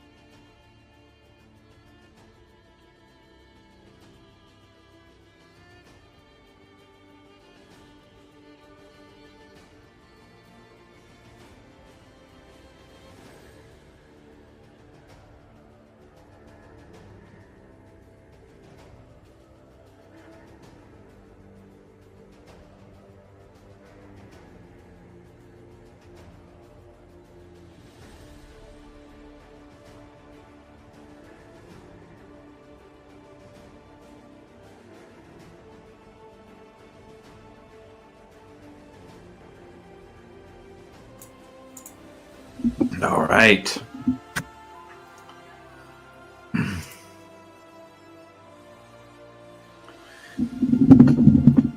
Hey, Brandon, let me get a sip of that.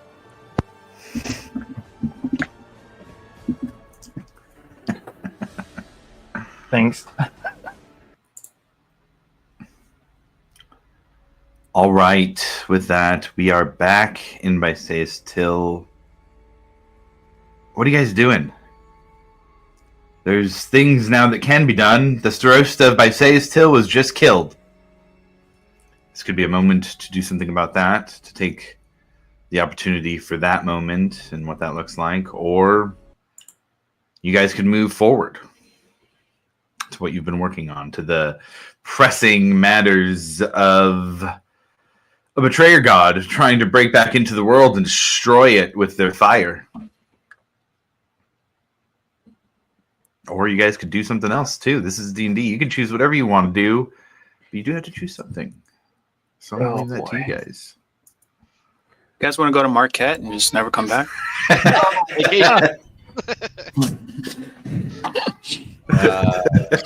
Time. You guys got a picture of it, right? We don't want to repeat. Negative. Actually, Alavor would. Well, I guess I'm still Angus, but look like Alavor right now. Mm-hmm. He would walk up to Varric, and he'd kind of look at him and be like,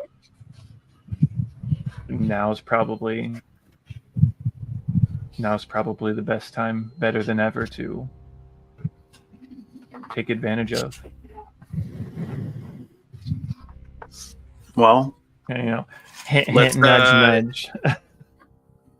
we got to meet with the powers that be.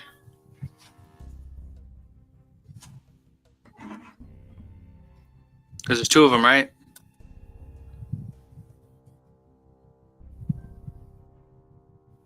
There's, Two of the Ring of Gwei Fire, is that what you mean? yeah. Yeah, because we got Gwayeth, and then oh shoot, Alosis, I believe, is the one who Yeah. died. Yep. And if anybody can think of the name before I can find it in my notes, I'll give you inspiration.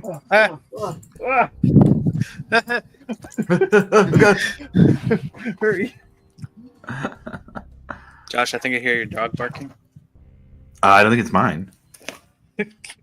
Go check. That's a good one. I'll give you inspiration for what was getting me on that. Hey, did you say to go to the bathroom real quick? It's Amra. It's Amra. Bathroom real quick? Bathroom check? Alosis was the one who died. Gwayeth Neros and Amra Balii. It's a weird Okay. spelling. Yeah, I mean Gwayeth is here. Who's the one I spoke to about it? Did I speak to both of them? No, I think he spoke to Amra. I don't think he Yeah. spoke to Gway. Gway was in part of, for the main part of the siege of Bysaeus Till, she was at the Silver Sage Farms. Okay. If we're gonna do this, we should get both of them, just so we make sure they're on the same page. Kind of. I don't know where Gwayeth is, but kind of wave her over if. Sure. She casts a spell on you. She's been watching the whole thing. Easy Okay, enough good. to do. Good. You wave her over. She kind of walks to the two of you. Yeah.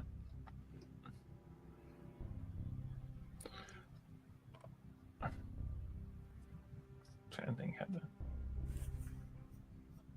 So now that Uther's dead,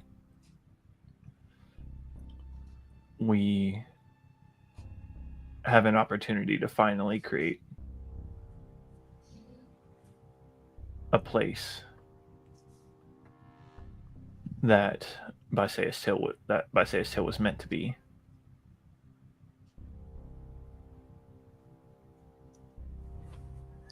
But And what do you think Bysaeus Till was meant to be?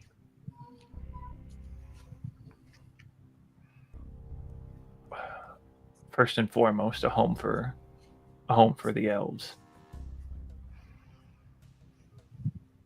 This has always been our home, and it has been overrun by corrupt powers that sought to destroy our way of life. But it is also turned into a place that not only elves can live, but there are others. We can make this home of the elves while also making it a place that is not really a refuge, but a place that other people can feel at home as well.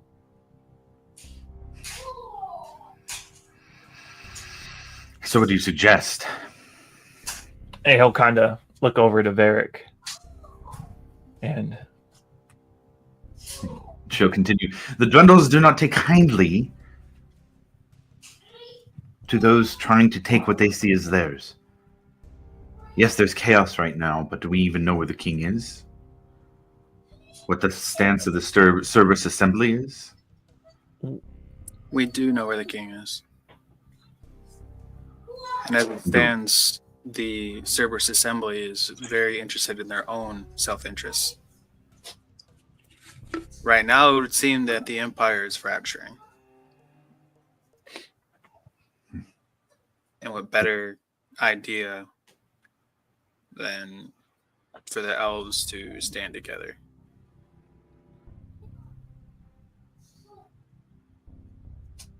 I mean, all elves.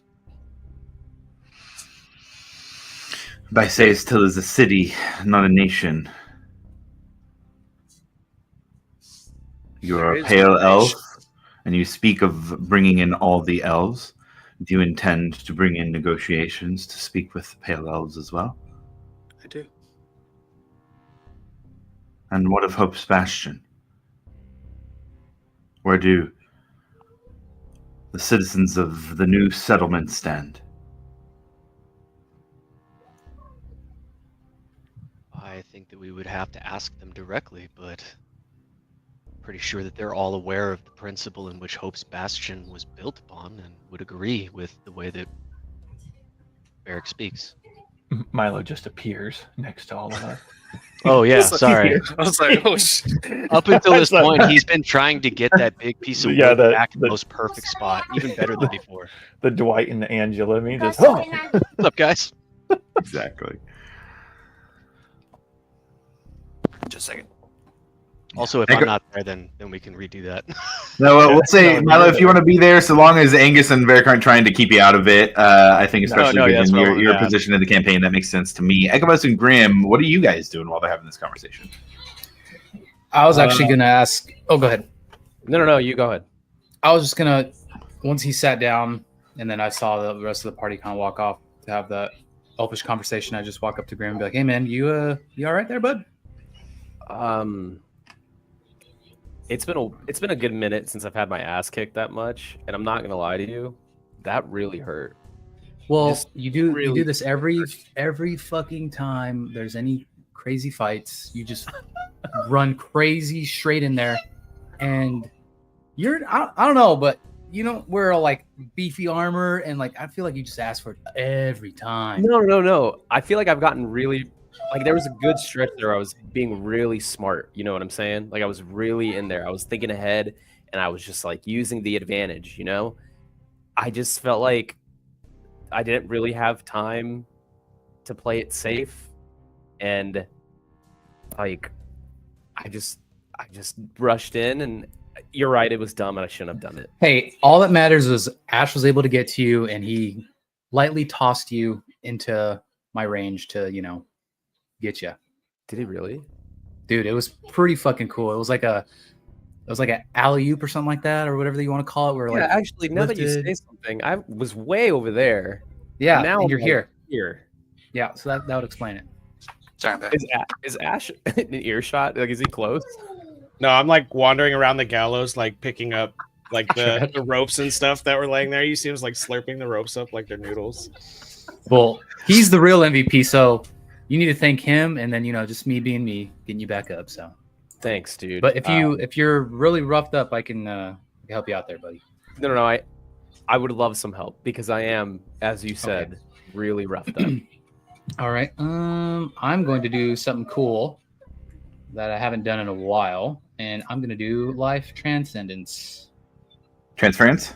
Yeah, transference. Sorry. No, don't be. Let's see. And he becomes a god. Almost like transcendence, Sorry. dude. My bad. No. Dude, this D&D Beyond is lagging for me. Holy crap. Okay, well, scuff that roll because it's. Oh, there you go. So I take 16 and then it doubles, right? I think so, yeah. Yep. So you get 32 back. 32 and I take 16. Whoa. And yeah, for Flair, he'll kind of like put his hands near his chest area, and then the amulet will kind of float off his chest and dangle in the air, and then you'll see like blue and yellow spheres kind of like pull, and then like a little hint of red sparkles or glittering or whatever from his life, and then it'll like kind of like blast him in the face, and then I'll just cough up a little bit. Hell yeah. Are you okay? Yeah, I'm fine. It's fine. Does that usually happen when you heal something? Sometimes maybe good, sometimes maybe not so good. But yeah, you're good, dude. You feel better? Yeah. No, I feel a lot better actually. Okay, Thank good. you. Yeah. No, I Good. feel great. Good. Are you sure you're okay? Yeah, I'm fine. Where's Ash? Let's go find Ash. Okay, let's go find Ash. All right. You guys find Ash slurping up ropes like spaghetti. Ash, roll me an investigation check while you're doing trash pickup here in this courtyard. Oh my gosh. 20 plus 3. 23. Yeah, you're going through and just kind of picking up stuff. There's quite a bit of broken stuff around the gallows. I mean, you broke it yourself, and man, you thought about that trash right away as soon as you created that trash. Back behind here, you see there are 3 fish that look like the fish that have been falling out of the sky. That seem to have a little bit of residue on them, a little bit of temporal residue. Oh, he's just gonna do what he does, just kind of like biting the head off of it, hoping that it like kind of reappears with the time stuff. Yeah. First one, no, it doesn't happen. Second one, oh, no, it doesn't happen. Third one doesn't happen either. But if you took a second bite after the head, then that second bite would come back. Yeah, he would just keep eating the fish and gobbling them up because he's got to clean up the temporal anyway, the magic. Got it. You see Ekamos and Grim walking up to you. Or excuse me, Ekamos and Zavarius. I totally forgot that it happened. Ash, are you okay? No. What's wrong, buddy? Talk to me. Everything kind of hurts like, here, and he points to where he's taken just multiple sword wounds. Here. Mm-hmm. And down here. Mm-hmm. And then that one over there hurt pretty bad. Yeah. Well, the one up here on my shoulder hurt pretty good too. Well, let's give it some time. Let's get you healed up. You wanna look for trash? You wanna look for more trash? Need help looking for trash? No. I actually found some more fish though. Did these also fall from the sky? Oh, he would look up to see if there was any openings in the sky. Roll a perception check. I love that. Oh, I could do that. I would look up. It's a 15. A 15? It's so hard to tell. I mean, you see a cloud move, and man, a 15, huh? You're not sure if it's actually there, but it looks like traces of something that was up there. It's gone though. Like it almost kind of is that there, but then it kind of floats with the cloud, so you're not sure if it was the cloud. I don't know. While they're looking up, I'm gonna just start casting Prayer of Healing. Okay. Yeah, absolutely. Okay. I'll just get like as Ash is picking trash up and everything and kind of doing his thing, I'll just slowly like try to buff his armor out as best as I can because I have no way to heal him. So I'll just like try to clean up some of the dings, you know what I mean? Take off some of the dust that might be from the battle and stuff like that. Just try and make him as comfortable as possible. Be like, don't worry, buddy, we'll get you cleaned up. It's okay. Just try and get him. Because just the somber no just made me sad. Love it. Okay. Then I think with that, we will zoom back into the elves and half elves having their conversation. Milo, Varric, and Angus. Well, Alavor currently. We'll go with that. Keep calling it Alavor, so we have that reminder that you're elf form right now. You have Gwei here. You have other people you can call and talk to. What are you guys proposing? Gwei, just to be above table about this a little bit, is like she's open to this. You guys have set it up. You've been setting the stage here.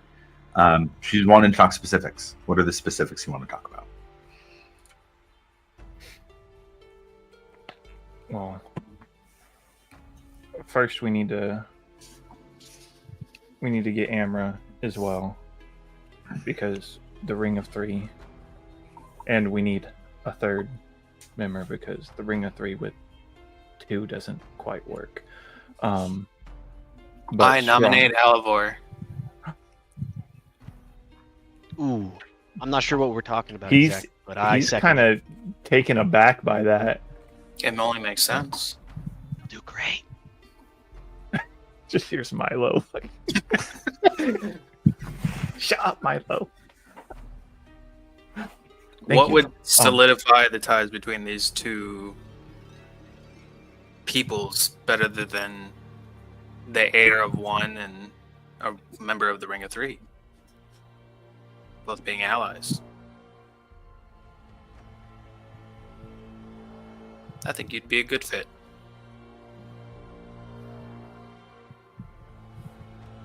Gwei just turns to look at you, Alavor, to see your reaction.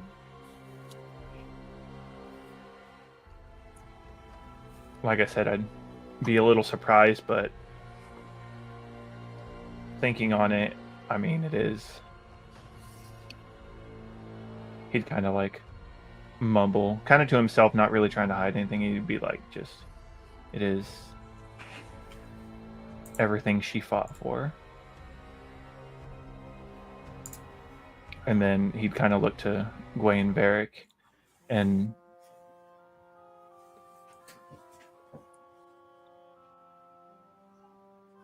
he'd just be that I'd accept if it means a better home for all elves.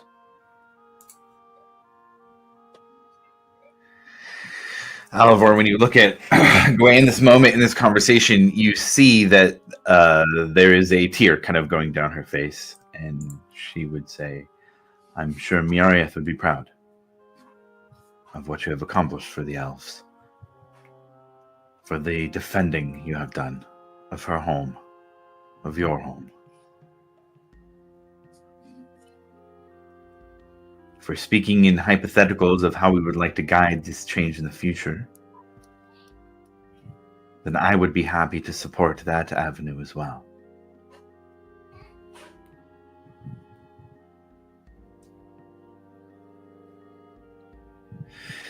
That's one of many things we would have to discuss before creating a new nation for the elves here on Wildmount. Let us all be clear and forward in acknowledging that that is what we are saying, yes? Yes. Yes. Taking what was ours back from the Dwendalian Empire. Reclaiming not just for us, but for the natural world. Starosta, and she looks to you, Milo. You speak of needing to talk with those in Hope's Bastion, yet you are currently their leader. What would you say to those who would look to this new shining bastion of hope? Who would look to you for how to receive this news of secession from the Dwendalian Empire.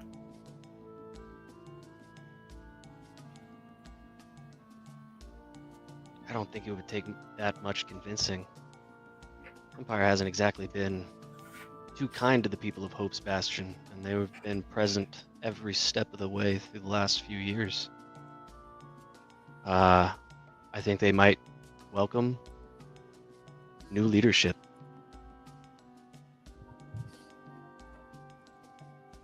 And if they don't?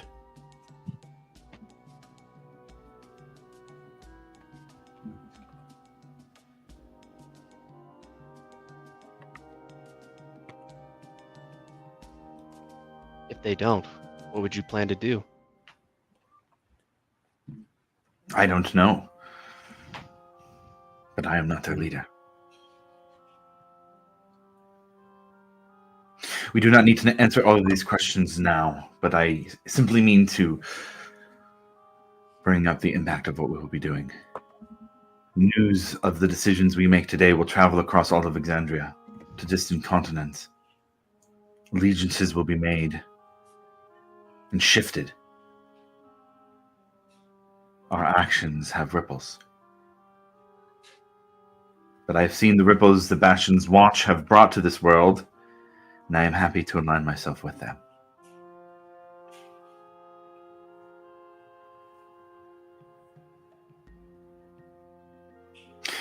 Mallow, do you believe we have your mother's support as well, along with the Order of the Black Rose? I can only speak logically and say yes from that. I think that your guys' goals are very much aligned. There would be no reason for her to say no that I can think of. And then I think it's time we began to make more official acknowledgments of what they do for the elves. Y'all got sending stones? We are equipped with the necessary magic to make the messages so you don't have to. Can I do something? Sure. Can I subtly... We all saw what kind of went down with Alavor up there, right? Yeah, oh yeah. Okay. Can I just subtly use Divine Sense? Yeah. Remind me what you see for that. You sense anything affected by the Hallow spell or know the location of any celestial fiend or undead within 60 feet that is not behind total cover. Yeah, he's not any of those things. Okay. Yeah, I would say he's not any of those things. You get a celestial, a type of celestial magical energy coming off his sword.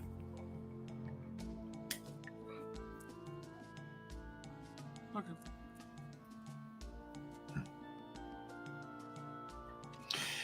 Before you guys finish the conversation, she says, I think it would be wise to consider Uthadern and Pride's call as potential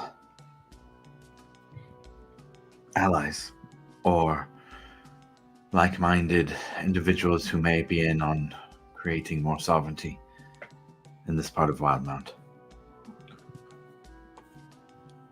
So did the Empire... This is above the table. Did the Empire subjugate everybody, or were they in on it from the beginning? Uthadorn and the dwarves in general. Uthadorn is not a part of the Empire right now. Uthadorn is its own. They're considered their own nation. They're just in one location. They are considered their own nation though, but they are outside of the Empire's reach. That is the besides the Pallid Grove, one of the few places that's not drow centric elf area. Yeah, on Wildmount. She continues, we will need to focus on rebuilding here for now. But I will make sure that these actions guide as we do. And we'll begin to have many conversations with those here in Bastion Till. What can we do to help? We still have a dragon god coming our way. What do you need?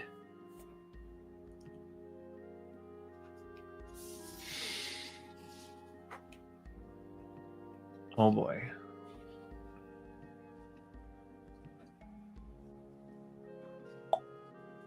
Yeah, what do we need? Another dragon god of equal or greater value? Yeah, anything that God, could- anything of anything equal or that could greater value. potentially to help combat a dragon god. How do we do that? Whether that be knowledge, weapons, armor. Oh, just that? I think we were looking for knowledge, right? Books, library. Yeah, anything. The library might be able to help. We have many old tomes, including those that were brought from older homes of the elves. Do you know where any vestiges are? That would definitely help. I do That's not. vicious. I do not. You know where any messages are?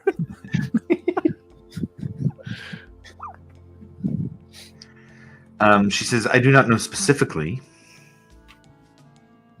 However,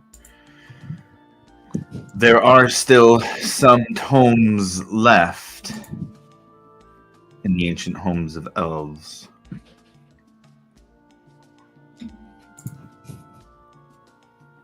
If you were willing to travel into the Savalirwood, the ruins of Laesmere, you might be able to find more older information, perhaps even older magical artifacts that might be able to help.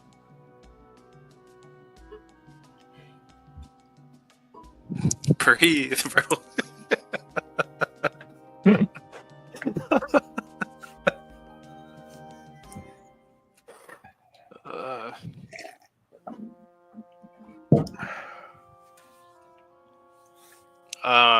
How much time did we have?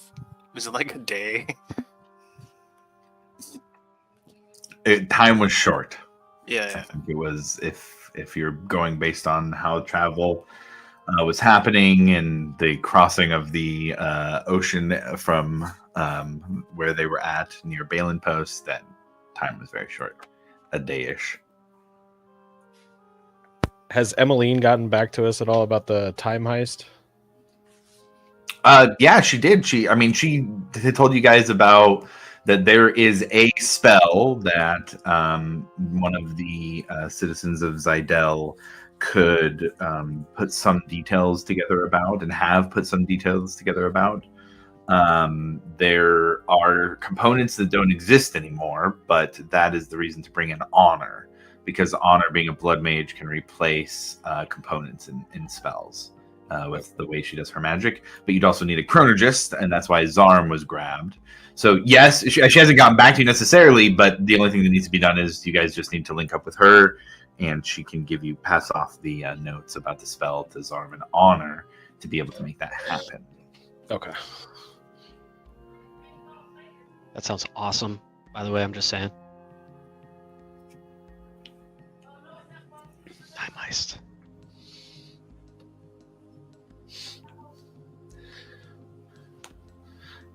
We would still need to know potential past owners of the vestiges, though, I would think. Or at least... It depends. It is a chaotic... The Chrono Shard, it basically would be like sending a bunch of electricity into something that, when it turns on, would, that amount of electricity would turn it on, but not enough that you could easily control it. So it would do the thing, but you could end up Grim uses Echo-Knight stuff, which pulls from alternate timelines. So it's not just back in time or forward in time. It could be alternate timelines as well, that kind of thing. So there's a wide variety of things that can happen. There's ways to help control it and manage it based on what you guys want to do. But this is old ancient magic from wizards who are more powerful than you guys. So it's kind of lightning in a bottle.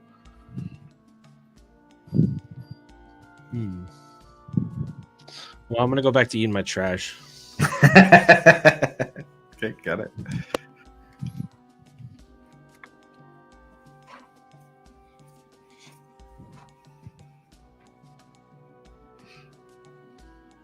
I'll leave it up to you guys then. We can, unless you had anything else to say to Gwei, that kind of conversation kind of just ends with, what do you guys need? and she can get you to the library, or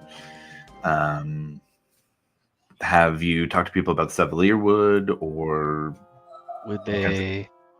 Could you potentially get us to another library if we wanted to go to Vasselheim?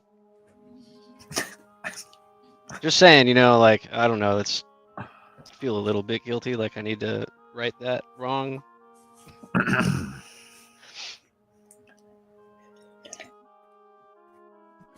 But I don't know. I going back and talking to Emily sounds really cool. Just saying. and can get to where you guys are pretty easily, I guess we could say. She'd say most of our high-level magic has been used in the defenses. We're pretty tapped out. No, they cannot get you to Vasselheim. Sounds good. Got it.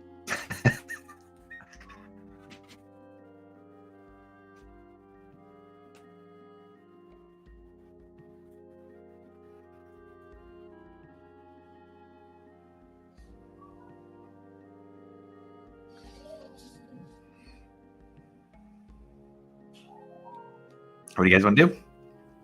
Hey man, I'm down to go read whenever. You know what I'm saying? Yeah, it's still their library. They still have an extensive library. Welcome to go there still. Yeah, let's do it. Okay. You guys head to the library up in the canopy buildings, much more ornate than the more recent Dwendalian style buildings down on the ground floor of Bysaeus Till. You get up to this very nice library built into a tree. Bookshelves that spiral up the stairs up into the center of it, carved out but still living, and was able to withstand most of the worst of the attack of the siege on Bysaeus Till. There is some damage and there is some cleaning up that is being done, but you do see not exactly like the Ring of Three clothing, but much more traditional Bysaeus Till clothing on a few elvish librarians down at the bottom here. Who are happy to help. We could say Gwei walked the six of you guys to the library, and unless anybody didn't want to go, and introduced you to the librarians and gave them very strict instructions to aid in finding any materials on any subjects that you needed here within this library.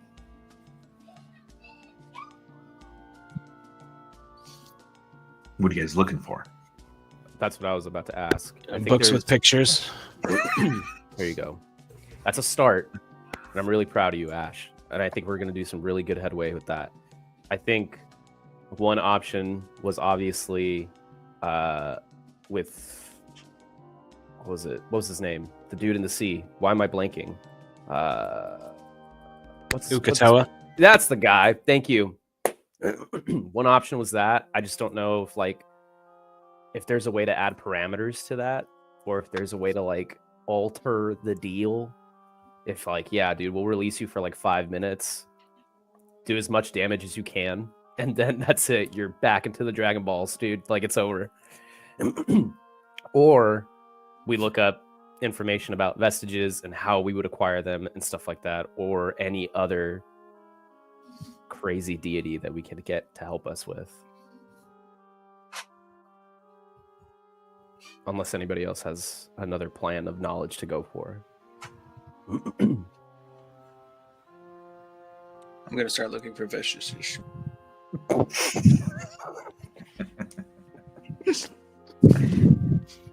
Got it. Let's whip open the history books. Okay, so I hear Ukatoa research, vestige research, and other god option research. Books with pictures. And books with pictures. Can't forget the books with pictures. I'm going to use Watch this time his search be the best one. Books with pictures. Ash, roll me a D100. Grim and Varric also roll me a D100. Watch Ash just find one. I'm gonna go with good old D&D Beyond on this one. He's gonna say, "Hey, does this picture mean anything?" It's a picture of a vestige. I got a 3. It's literally in his hand, he has one. He has a vestige. This thing That has happened. 74. Okay. Grim. 25. 25. Okay.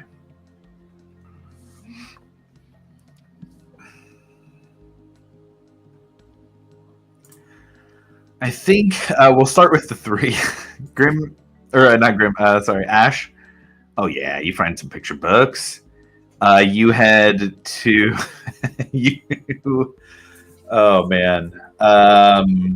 You head to the children's section, and you find a very ornate copy of Der Katzenprinz, a illustrated children's fairy tale written in Zemnian. And you get very into that book as you read it. And so moving on to Ukatoa, 25. Or no, I'm sorry. What was 74 for Ukatoa book? I don't know 71? if me and Varric kind of split what we were looking for. Whether it be Vestiges or Ukatoa. Did you have? You said you were looking for Vestiges? Vestiges, yeah. Sure, I'll go Ukatoa. Okay. To see more specifically, if it helps, like to see, like obviously, like summoning him or whatnot, and like any parameters that we could put on if we were to release him, like whether it be like a time sensitive something that we have some sort of control with it. Sure. Whether it be like, I don't know. I'm just trying to think outside the box here. So I'll let you could look up what originally locked him up in the first place as well. Yeah, like how would we get him back? Like we just need to have an ace on the hole if things get out of control of putting him back in. Okay. So with that, you get a lot of research on Ukatoa. A Leviathan demigod imprisoned under the Lucidian Ocean, was originally created as a servant of Zahir, the cloak serpent. Ruled the Lucidian Ocean after the gods were sent behind the divine gate. And there were many people in the past, and it kind of goes over stuff that we've talked about already, but there were many people in the past who worshipped Ukatoa. Ukatoa helped certain tribes on the coast and on the islands there survive and thrive. In particular, the eyes of Ukatoa are talked about. Ukatoa, even though he's imprisoned, just like the gods who can reach beyond the divine gate without actually crossing it, is able to reach out and connect with humanoids and beings on this side of the Lucidian Ocean, and often connects with people in order to find those eyes of Ukatoa.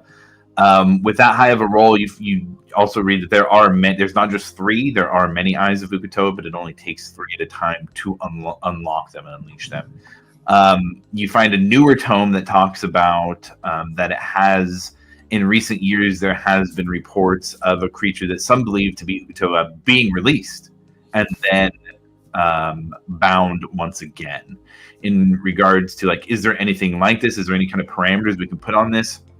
There's not really any kind of discussion of a device that's keeping them held where you could change parameters or change the settings, so to speak, on how they're bound.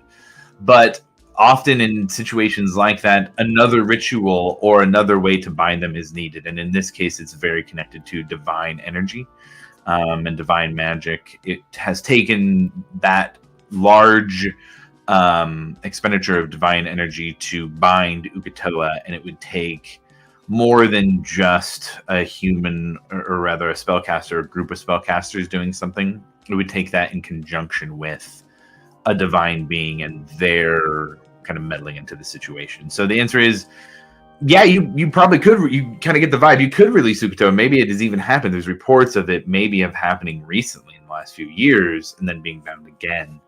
No parameters on the binding, but another binding might be able to happen afterwards.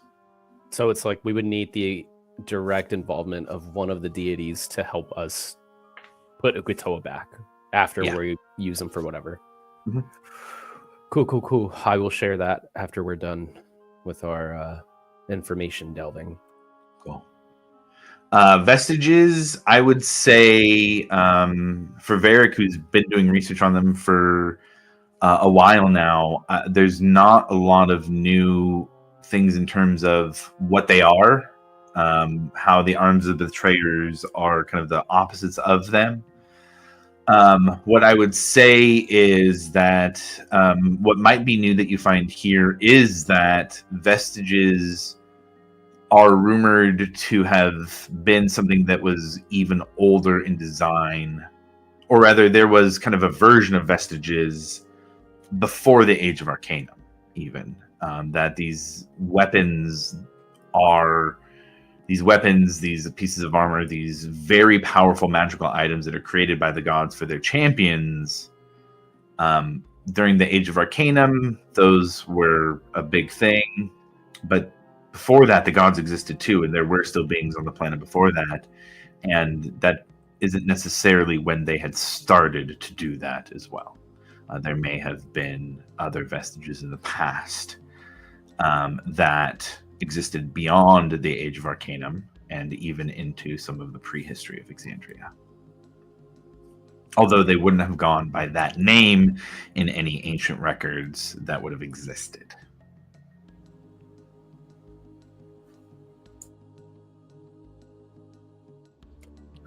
Can I look up one more thing? I think you're muted. Yeah, what is it? Oh. Can I look up known champions and how individuals became champions? How individuals became champions. Very nice. Okay. Roll me another D100 on that.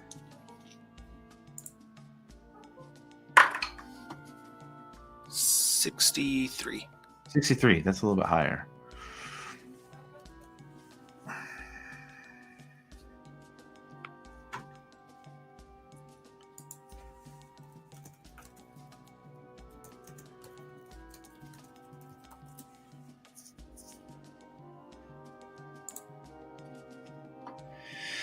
So 63, I mean, easy enough to see that it is in, I guess, in the sense of you're kind of connecting this here also to direct experience you guys have as a party of being granted a vestige of divergence by the Wild Mother with Rufus's staff. That the gods often choose to bestow these items, and that it is often in times of great need, and that even though the gods have champions, at times when there isn't great cataclysmic things happening, it is often those catalysts, those times of great upheaval, that the vestiges in the arms of the betrayer are created. So it's a combination of followers that they deem worthy, and times where there is more of their magic and influence needed in the world.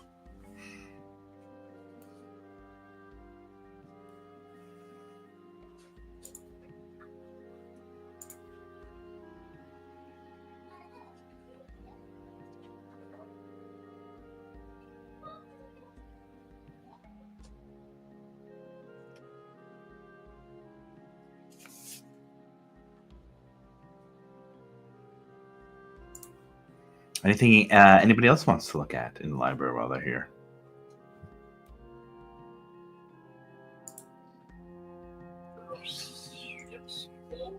Gonna look up maybe some cleric stuff. I don't know, just some side stuff. Cool cleric stuff. Yeah. Well, sure. Roll me a D100. Sure. Are there any possible spells in this library? Yeah. 55. 55. Okay. Spells? I don't think there are spells in the library specifically. No. Although if you wanted to take the time while they're here to do some arcane grimoire stuff, I think you have some spells that you could copy over from that, or just use from there.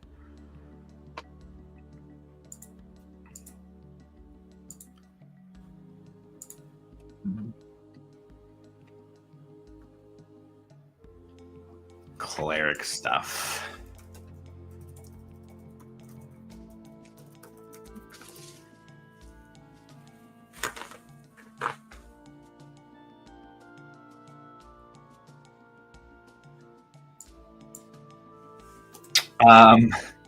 Man, Ekamos, you find a really great tome that is a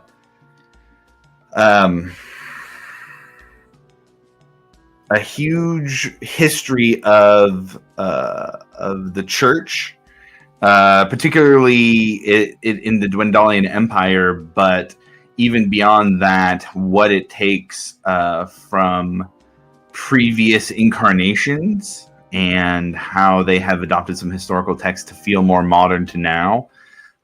Is there any particular information or boost or thing you're looking for here? Just like history stuff and like Gee Whiz, I guess. Yeah.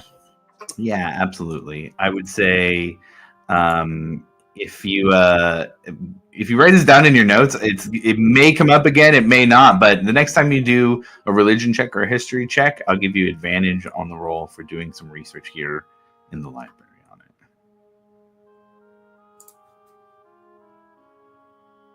Not like a full inspiration, but kind of a little bit of a specific inspiration there.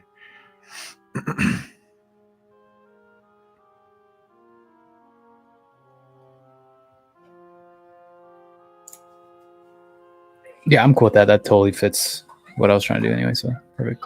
Perfect. You find a tome about Pelor, and you can add a book of hymns to Pelor if you want to. Don't mind if I do. He slips it into his cloak. Cool.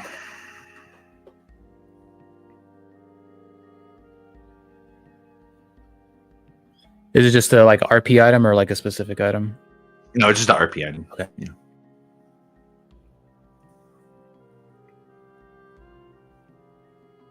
All right. Anybody else in the library? Yes.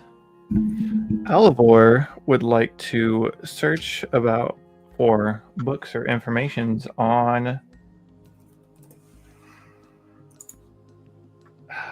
like, I guess he'd be demons or demonic entities, aka Orthax. Sure. Yeah, roll D100 on that for me. I'm gonna go online with this one. D100 roll. 24. 24. Most of the looks into here in the Library of Orthax, and you can find deal with cults dedicated to Orthax. Some of them aren't even named as such, so overtly as being dedicated to Orthax specifically. But any kind of revenge cults, every so often in history, there are groups that pop up that are set on taking vengeance on specific groups or people, particularly people in power. And that often in those cases, those cults last for at most a couple of decades before they often turn on each other and end up ending up with not enough numbers to keep going in the capacities that they were previously after infighting and a lot of that kind of stuff. Okay. So not a whole lot. Oh well. Yep, that's it for me.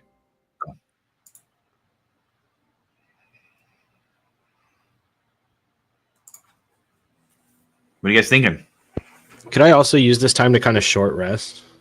Yeah, that's fine. If you guys want to mark a short rest in the library, I'm totally cool with that. Short rest is light activity. Being in the library, I'd call light activity.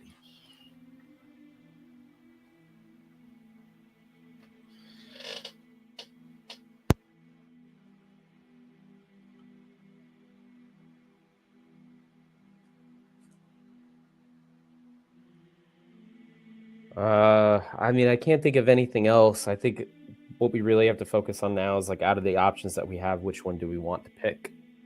Couldn't have said it better myself. So, like, we've done the research. We could either try and look for vestiges. We could either release Uk'otoa, or a third option that we still haven't found yet that we could try and find right now, but that's it. So above table, I'll throw out a couple things for you guys, just for like, hey, let's get all the options on the table here. There is using the Chrono Shard and trying to do Time Heist. There is releasing Uk'otoa and using Uk'otoa to destroy the War Pick. There is just recently mentioned going to the Savalier Wood. That is where the ancient elves used to live and where the elves from Bysae still used to be. It's cursed. It'd be hard to get into, but there may be things in there that could give you knowledge. You guys have also been in the tunnels under the Zimni Fields. There was a lot of stuff going on there, a lot of betrayer gods, a lot of things that were happening. That could be a potential area you go to look for ancient magic and things like that. There is also now the ruins of Zidel that are crashed in the north of the Zimni Fields. There's just some options for some other things it could be. But yes, the two main ones we've been looking at are releasing Ukutoa or doing the time heist. Those have been the main options we've been going forward. Time heist. Time. How do we not look at time, guys? That's what you were mentioning with Dunamancy, right? And stuff like that. Like the Chrono Shard. That is the Chrono Shard option. I guess I could try and look up information about that if anybody's down. Yeah, fuck it. I'll look up information about that. I'll see if I can pull, because I feel like I've been, I don't know. Yeah, I'll look that up as best as I can then. Yeah, go ahead and roll D100. Big money. Zarm's also with you guys. He's been quiet this session, keeping low after getting punched in the face in the last one, but he's around. Is he standing near me? Yeah, let's say he's been with you guys, but he's illusioned, not as a goblin. I will take a couple steps away from him. Okay, sure. Just a reminder, he uses Dunamancy.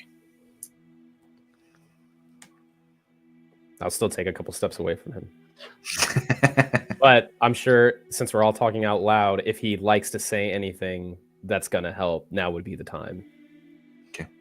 So at least he could point me into the right direction of like where to look, how to look, and stuff like that. Like, hey, this is what we're looking for. This is an option. What do you think? Where can we go? Here we go.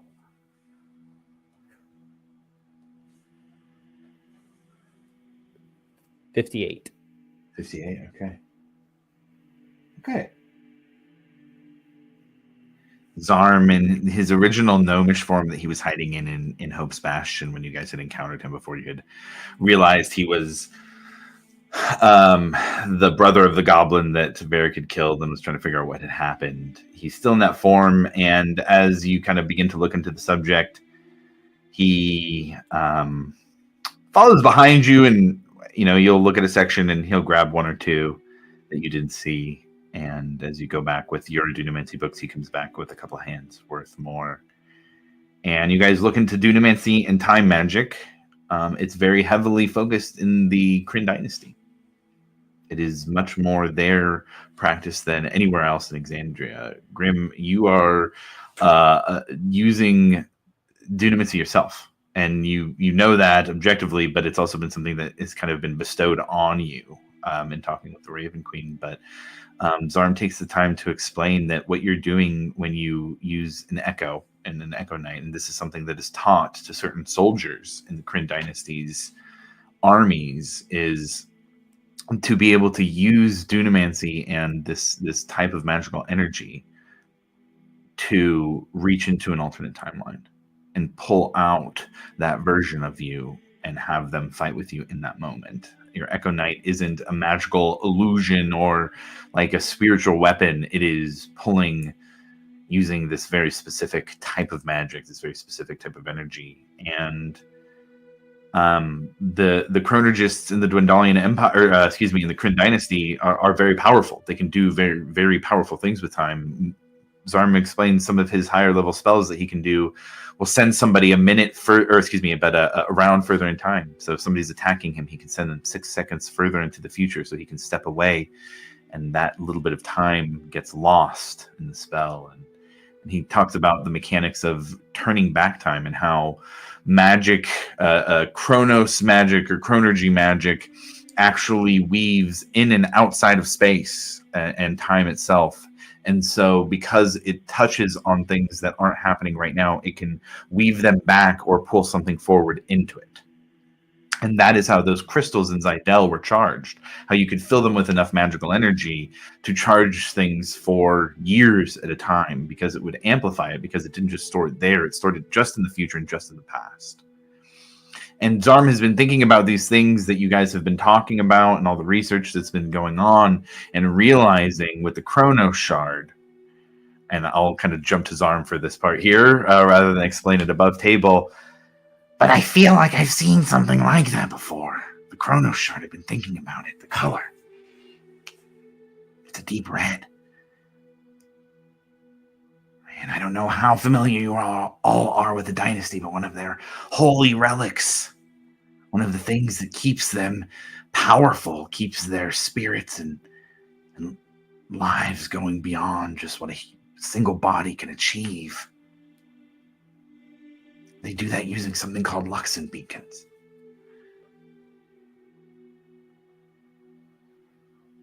And the things that the material that the Luxon beacons are made out of, they teach us that it's divine. They came down from the heavens that way, but I have a funny urge that the materials those are made out of are very similar to that Chrono Shard. And if that's the case, they're very powerful. Very powerful. It is very powerful. I think the only question with that is, where would we go back to? Like, what are we taking? What are we grabbing? How are we using that to our advantage?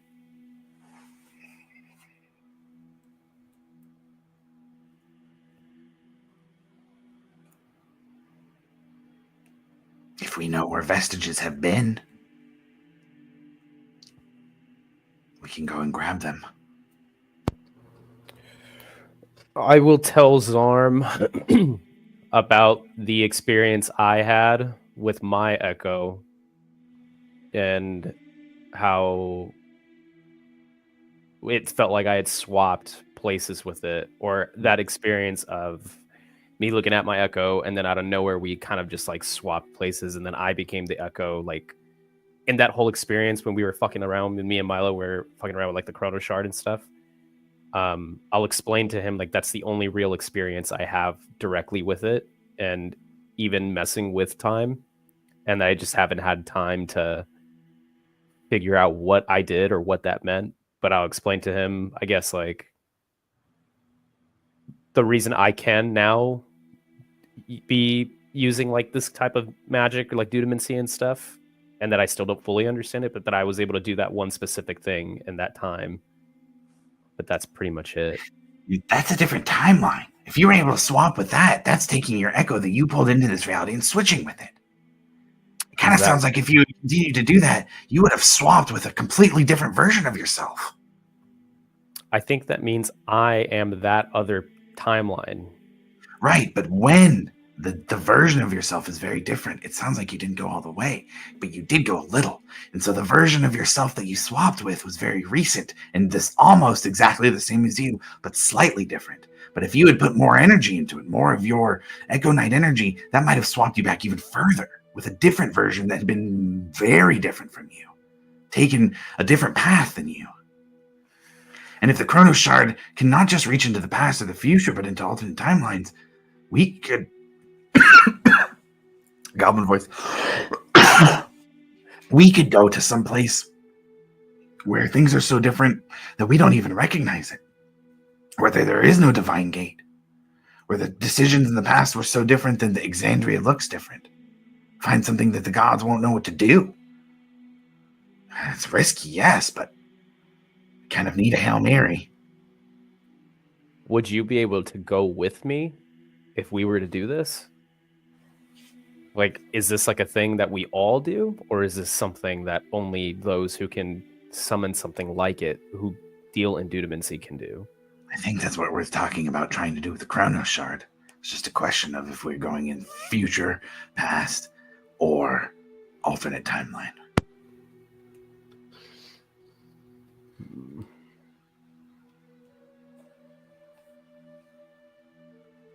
I would like to look up children's books about past heroes.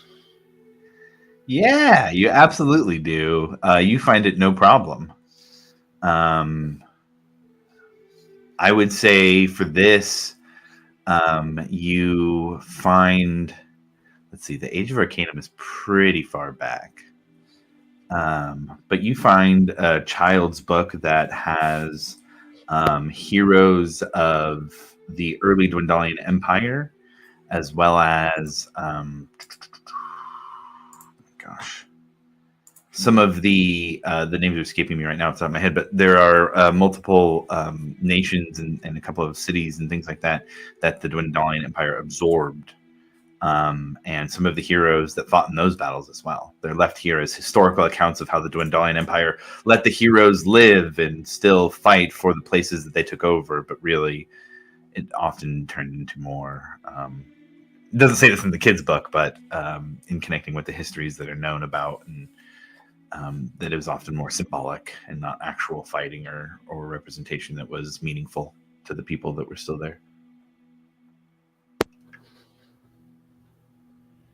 But I'll give you, we'll say outside of game, I'll give you a list of like 10 names of heroes from the last 500 years. Cool.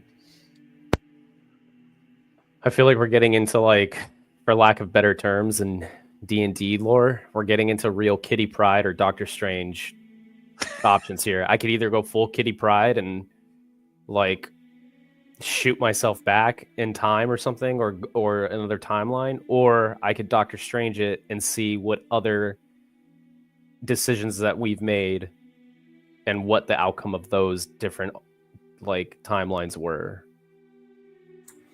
And Zarm kind of pops up. I think we all have to go together. I don't think you come back if we just send you. Yeah, no, that's what I'm saying. Like, just that's why, lack of a better term, more so the solo stories of these people. But I think the only problem would be, like, if we were to go for like a different timeline, that timeline could be infinitely worse. And then what if we just get stuck there?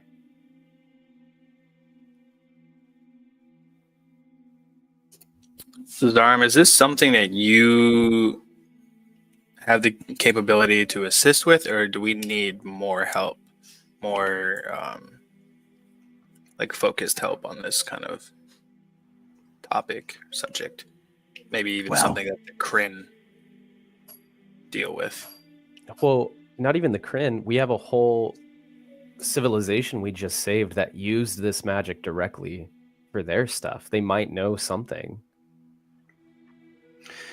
If I had the spells from and the notes from them from the wizards from Zidel, I can do most of what any chronologist in the dynasty can do. I'm not the best by any means, and there certainly would be those who are stronger than me, but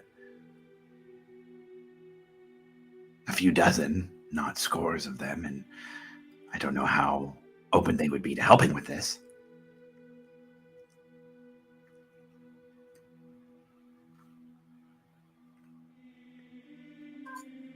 I mean, it sounds like it's worth a shot. We would just have to go back to Hope's Bastion, like, right now. Yeah. But the wizard, I forget his name. I don't think I have it in my lists or my notes anywhere. I know who it is. It's the one I spoke to in Zemnian, the one that was like asking, and then the one that what's his face? The Trent wanted to talk to. And I told him, like, hey, that dude's bad, don't trust him. We could talk to him. Aerolith. We could talk to Aerolith. Ah, here it is. Aerolith. With an E, not an A, I think. Mage from the city of Zidel.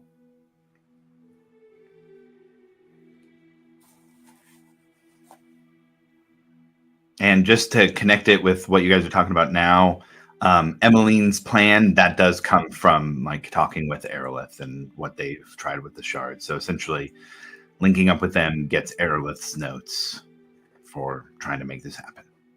I say we just link up with Aerolith, dude. We go to Hope's Bastion, link up with Aerolith, see if there's a plan that we can come up with to use the magic that they have, and then if that doesn't come to fruition, plan B is fuck it, summon Ukutoa, get Shenron out here, have the dragon fight a dragon, and then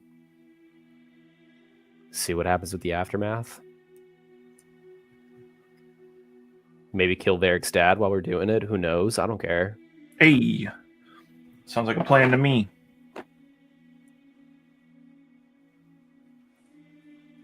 Does everybody freak with it?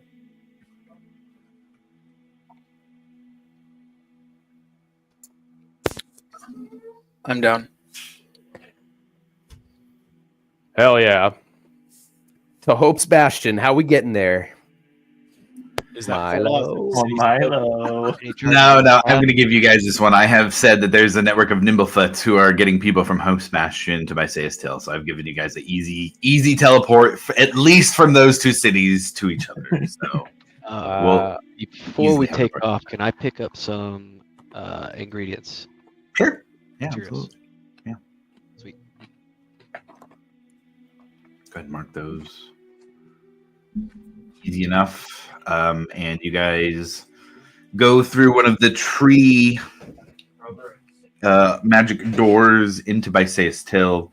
As you do, it's a much different feeling here. Bysaeus Till is, to Hope's Bastion. Hope's Bastion was not attacked in the same way. It's not that Hope's Bastion hasn't been attacked, but it has been pretty well fortified and has been able to defend off most of the big attacks. After just a couple of minutes of searching, you guys are able to find Emmeline and Aerolith together. They come to you along with what looks like a couple of other mages that Emmeline has gathered for just kind of academic brainstorming and helping with this situation. And hands you over the notes. I would say also at this point, Honor is there as well. Part of this was Emmeline getting a hold of Honor and getting her here. Honor is high level enough she can make her way here quickly, and so she is a part of this discussion as well. Anywhere you guys particularly want to go to have these conversations, just say Bastion's Keep for the ease of just making it quick and getting there. Yeah, I think Bastion's Keep is the way to go. Got it. You guys go there. Get into the meeting room, and Aerolith goes over the notes. He explains that this is a very volatile bit of magic. That although there is a specific spell to be cast here, part of the problem is making sure that the chronergy magic does not reach out from what is being created, from the portal that is being created. That along with the spell itself, those who are casting it would need to go along with, because otherwise this would be a one-way trip.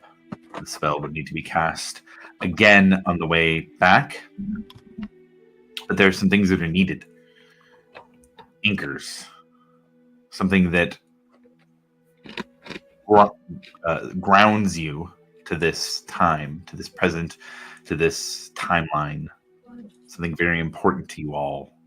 Aerolith explains the need for these anchors on the return trip back. You won't have any anchors to go towards, so the guiding will have to be done by Honor and Zarm, particularly Zarm, reaching out and deciding if he wants to pull the weave of the chronergy magic into the future, into the past, or if you guys want to go with the real wild card of having Grim also bring in some of the Echo Knight energy into the mix as well. There's a lot that could go wrong here. This could be a very destructive spell if it doesn't work well. Doing this in the middle of Hope's Bastion is absolutely advised against. It could destroy all of it. Everybody here could be killed if this spell went awry. Is there an alternative location that we could do this at? Could we do it on the Alcantara? Yeah. Like it can be done at sea, the portal can be moving and stay open. Probably the best one. We just have to make sure Breck's okay with it. That's putting his Could ship blow at- up your ship. Well, that's Ash. Breck's at the Alcantara. Hi. Oh. That's right. Emmeline speaks up. Well, it would also be quicker to get there. The Ashari have been helping to extend a river from Hope's Bastion up into the north. mean, we have a location to meet up with Breck here, so or not here. Where were we meeting up with? We were going to meet up at I think that place that we had to meet up with Nora in, like that Pirate Cove or whatever. Mm-hmm. Where the repairs were happening. Yeah. That's where we're going to meet Breck at. Breck was on his way to one of the altars for the Eyes of Ukatoa. That's the other one. That's right. I think the original plan was going to the Pirate Cove. I think we changed it. I think for the sake of this conversation, it'd be easy enough for you guys to figure out where Breck is with us ending spell. Yeah. So if you wanted to make that happen, Honor still has some magic to get you there. Would have to save the rest. But if that's what you guys wanted to do, then we could make that happen.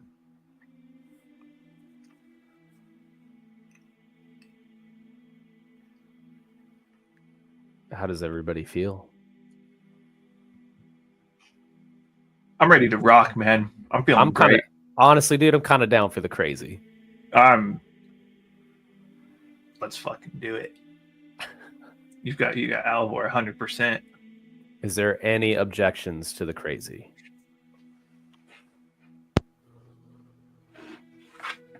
I don't know if I can be of any assistance, but my job was to clean up problems with temporal rifts.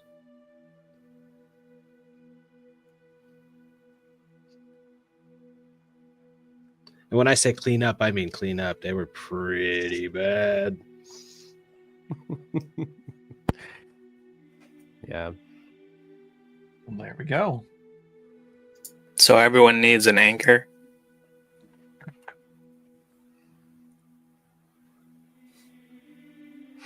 A token, something small to take with you to ground you to this timeline, to this time frame, to this place, to your home existence.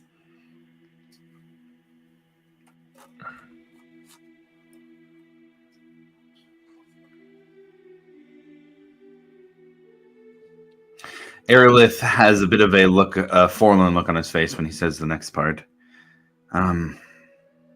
It would be important to choose carefully. It should be something that is very real. It brings back things, reminds you of things that are very connected. But in that choosing carefully, you must also understand that to use it as an anchor on the return to back risks losing that connection. Oh no. The memory that it's tied to. The feelings. They may be gone when you return.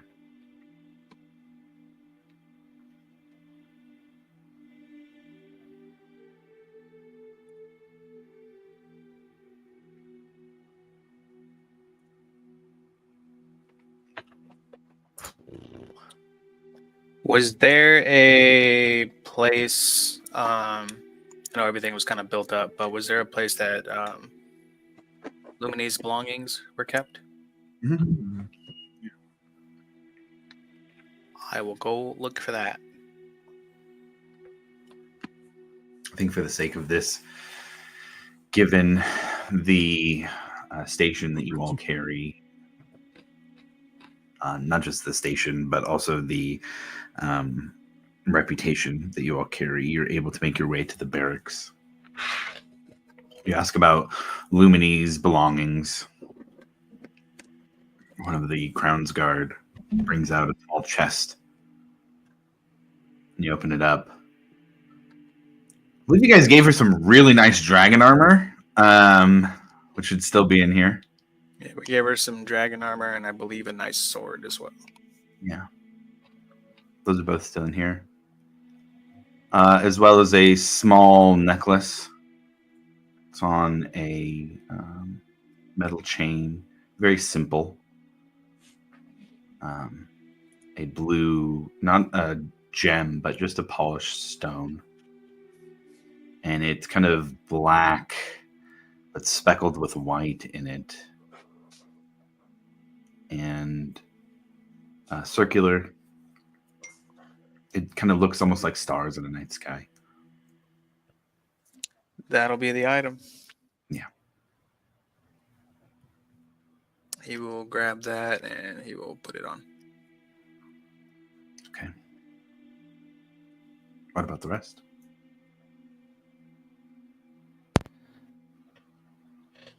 I'm gonna use this special floating rock I've got spinning around my head. Okay. Ash, you think back to your time in Zidel in millennia past and turning on for the first time, going through that first programming phase of testing out how you work. You see your programmer in front of you raise that stone, and it wasn't until you felt it circling around your head that you really felt at balance and ready for your mission. Ash, are you sure you want to go? There's still a lot of answers you could find if you stay. And I would gesture towards Aerolith and them. And you have a chance to get the answers you've been looking for, at least some of them. My job is to clean up after the use of that stone. So, I do want to be there.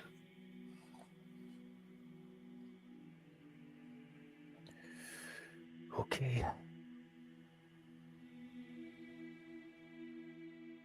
I think I would use the necklace that Nora gave me, that she found me with as a kid.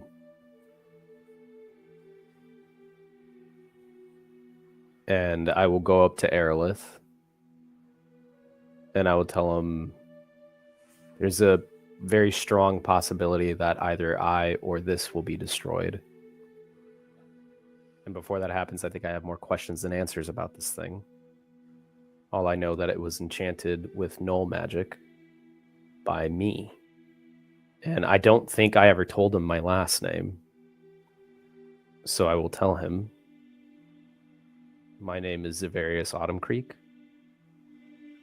I am the son of Tolver and Reyna Autumn Creek. Do those names sound familiar to you at all?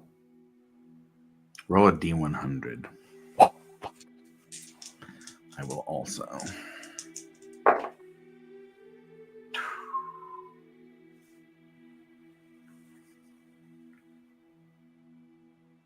$79.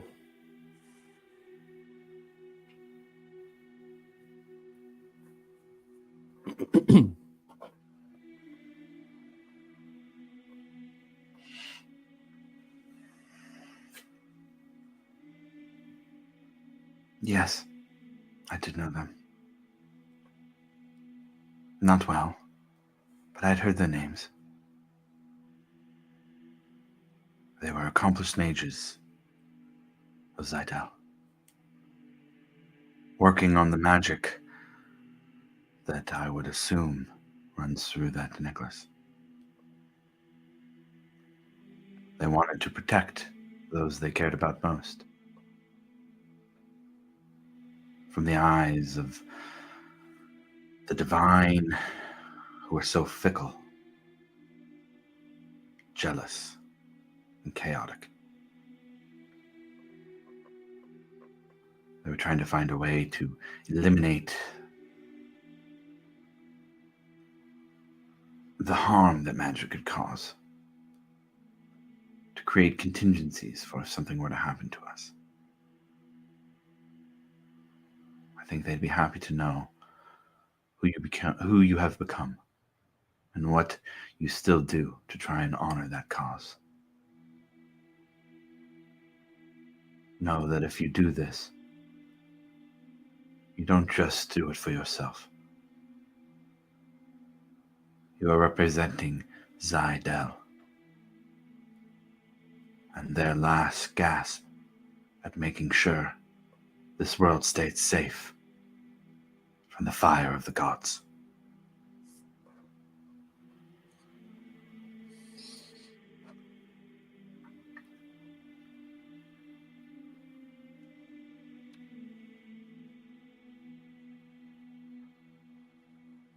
I will do everything I can to make sure that we continue going. And as thankful as I am to them for doing what they could for me, the only thing I ask of you is, if we don't come back, but if our plan works, that you just remember that it wasn't Severius Autumn Creek that helped save the world. It was the captain of the last song, Johnny Grimm.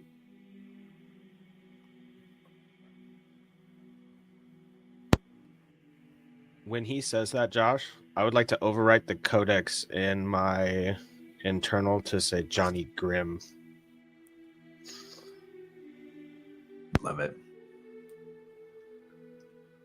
Erlit says, I would be happy to tell that story. Not just to those who come after, but to those who still remain from Seidel. And what one of our citizens could do in a world that is unfamiliar to us. Thank you, Johnny Grimm.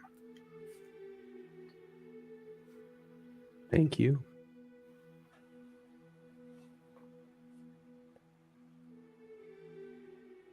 Mallow, Ekamos, Angus, Anchors.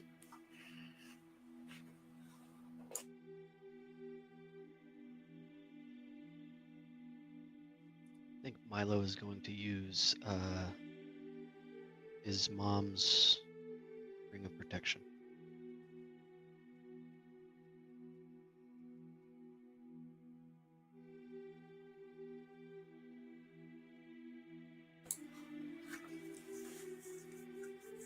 Yeah, Mallow, you think back to in that moment, not just all, or not just the magical item, but all of the times you have felt protected by your mother.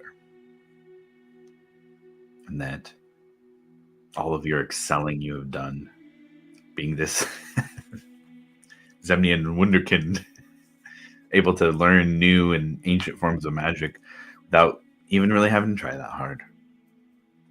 Part of that was your connection to your mother and her protection of you and allowing that to thrive. You hold that tight as you mark that as your anchor.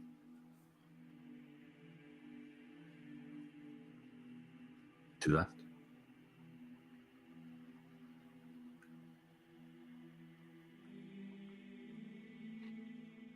Say Angus / Alavor as a small green piece of Alexandrite that was his mother's, little dark green gemstone that she gave to him. Not to, that she gave to him.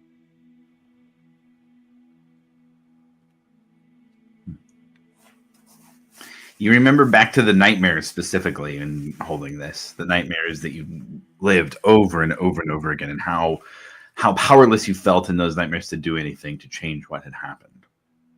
But even when visiting those things in memory, they don't feel like they have the same power over you. Alavor now has been in that situation again and chose something different. Chose action instead of inaction. Not that inaction needed any reason to be excused as a child who was experiencing such a traumatic event, but in that drive, you remember your mother, now your father, and you remember that you fought for them and did things that were hard, even if it meant sacrificing something of yourself to do it.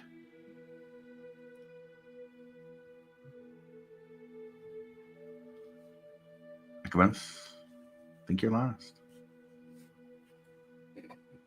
Yeah, he's gonna kind of be very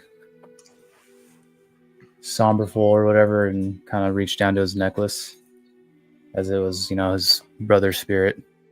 Yeah. Yeah. So I think that's probably gonna be the biggest one with him. I kind of thought it might be. Yeah. And this one's a little intense, even because that is a spiritual connection to the world as well. You're taking him along with. And for you, it's a new experience to have had a brother even in that. And that lightness, that sense of feeling and family is what part of what you had been searching for and running from. Mhm.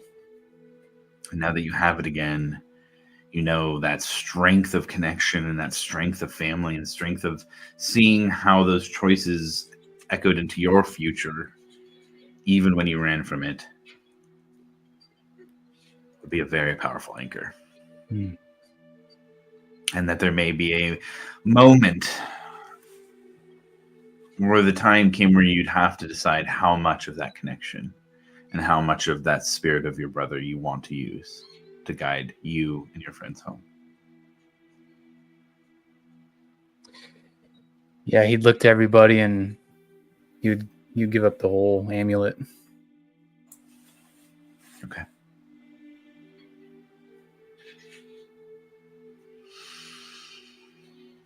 Both of you see Honor and Zarm kind of be thoughtful for a moment. Honor grabs her stark white staff. You see her raise her hand to her forehead, cast a spell as her eyes go deep blood red. Her murmur some words.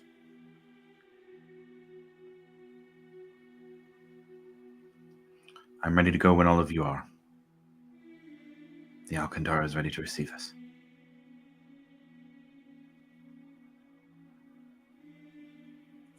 We don't have to play it out because I know we don't have much time left, but he would definitely go say his goodbyes to his sister.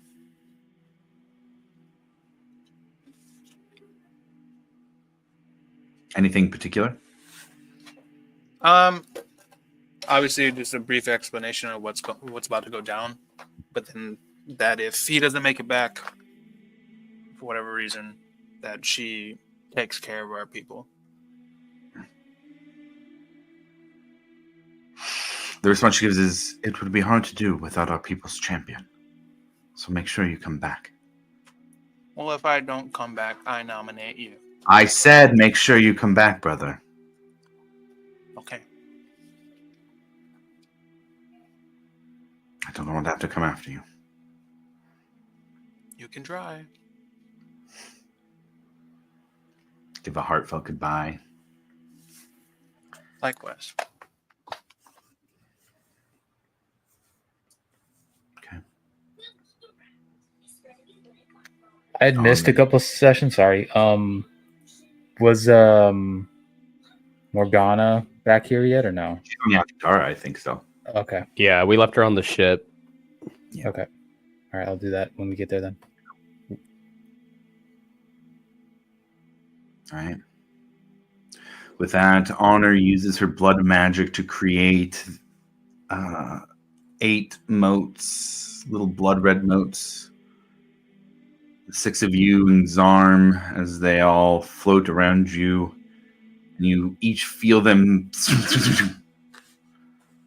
pull you into the distance in between you and the Alcantara until you land on the deck of the ship. Familiar. Quiet. The last song is sailing alongside the Alcantara. Feel the wind. Sun still in the sky. But there's a quiet on the ship as everybody feels the weight of what is about to come.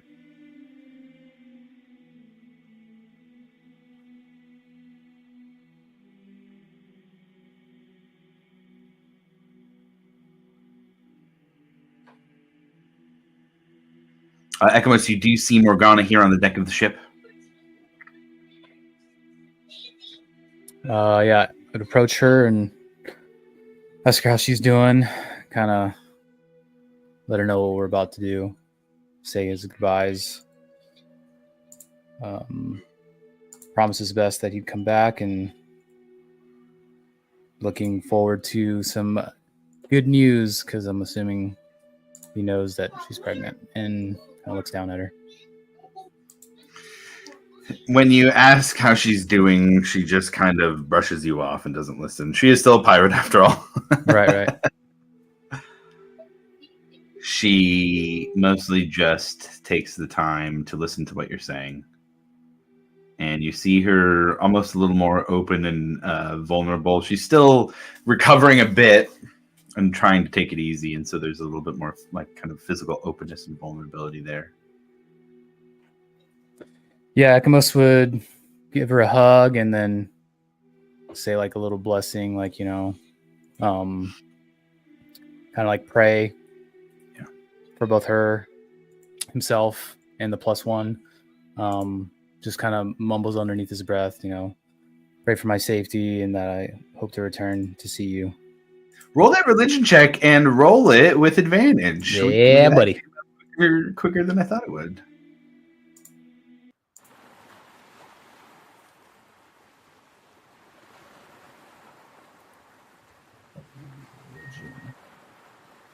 Dirty 20. Dirty 20. Very nice. Okay. Some clouds break as the light of the sun hits the deck of the Alcantara. Morgana says her goodbyes as well. Stoic, but also hopeful.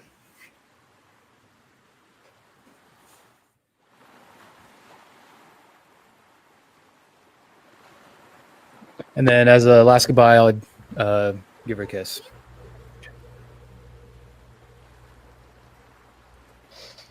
She kind of embraces you back and leaves you to rejoin the group here on the deck as Zarm and Honor are in the background kind of talking. Well, okay, so if I do this, then here, I gotta be pulling some of this doomness out of the future. If we do it that way, then some out of the past, and I need you to come in and compose. Because, whoa, I have to do that first, so I will start. I will convert some of my blood. And they're kind of just going over the notes and talking about how to do it while you guys are finishing your last little bit. Is Breck on the deck? Yeah, it's up to you, but I'd assume so. If you want Breck to be on the deck, Breck's on the deck. He would walk up to Milo. If you guys already kind of given the rundown on everything that was going on. Let me get the other two eyes before you go.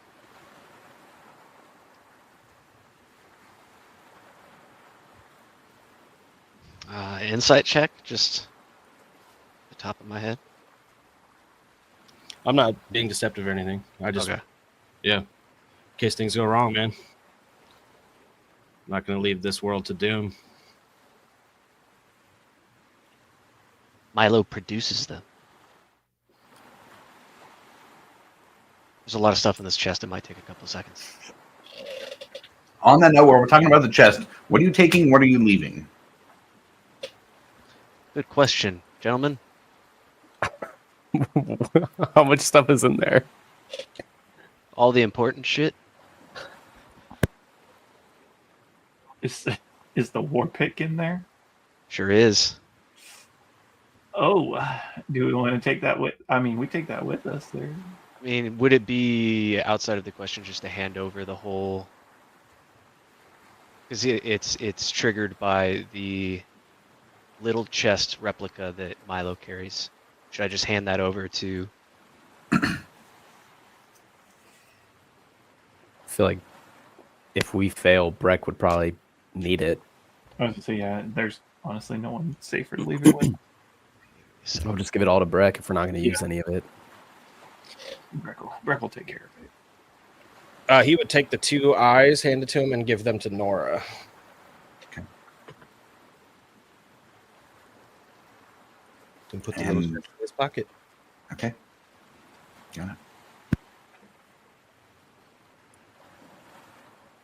The little mushroom goblins on the deck, just kind of quiet. Bugbear from the Kryn Dynasty. Rasom. Russell. A couple of the hired crew that you guys got back on the way back to Wildmount from Taldore. Is the last song close by? Yeah, super close by. You guys I think also see like a ship off in the distance as well. It just looks like probably a cargo ship off in the distance. Hard to see from here. I think Grim would go to the last song while everybody's kind of doing their thing, and take one final walk through the ship, and just if this is, it seems like a potential last time if things go really bad, and just kind of like a final goodbye to the ship if it is it, and kind of just like run his hand across like the ship itself and replaying memories of growing up on the ship and everything else in between and whatnot. And then he would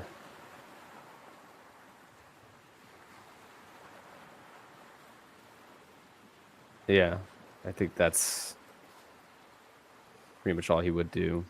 Kind of say his goodbyes to the crew themselves, especially Morgana and Mumblefoot too. I feel like they were his like oldest friends, so Mumblefoot's weird about it. He just kind of, yeah, whatever, man. I hope you do well, and I hope you come back. But you know me, I'm not one to get too emotional. Yeah, whatever, dude. Go shower. Yeah, fuck you. And then he would give Morgana a hug, and then briefly go over the memory of when they first met, of when she was kicked out of where she was, when she was royalty. And just tell her, you're going to at least name the middle name after me, right? Like, at least. No. Ekamos, you hear this too. It's, you know, you could slip in a little Grim action in there, you know what I'm saying? Like, blank, Grim, blank. You know, I would name him before I would name him Mumblefoot before I named him. You are Grim. so full of shit. Nope. It's true. Oh my god, you've always had the worst taste in everything. Yeah, especially friends. I hate you. You're Same. probably gonna take his last name too, huh? Quill. Disgusting. Ekamos. She just calls her Ekamos. I'm injured, I'll have you know. He would turn around and just laugh it all off. Cool. If anything happens, just do what you can to stay safe. We will. And then just give her a hug, final goodbye, rub the belly quickly, and then run. And then lastly, just say goodbye to Nora.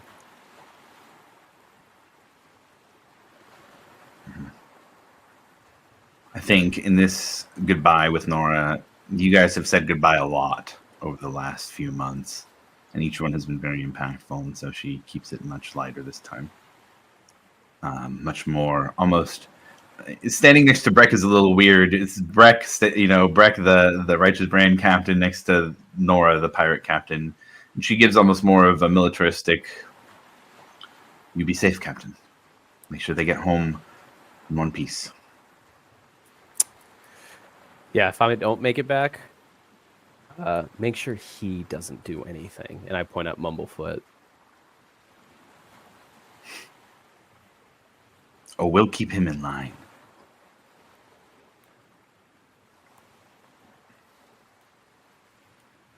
And then I will give her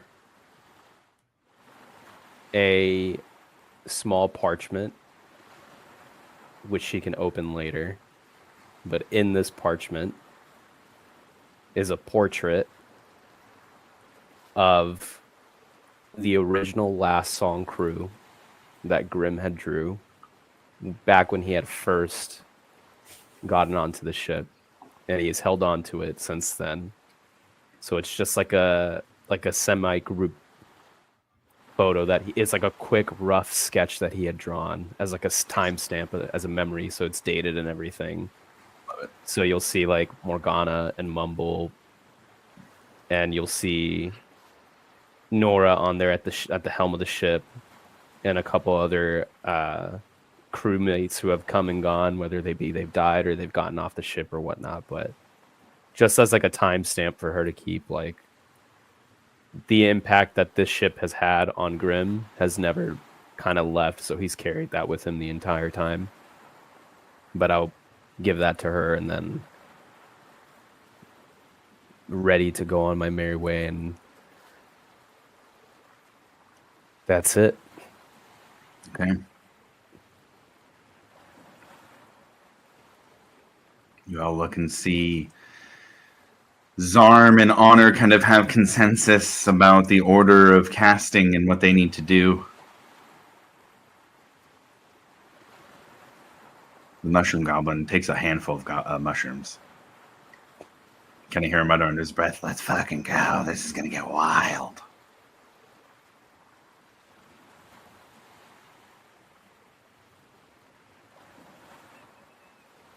Anything else?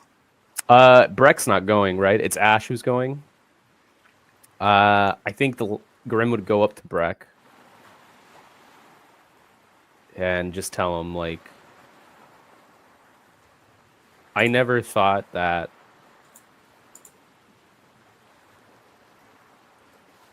I would be so afraid to do something like this because of everything that I could lose.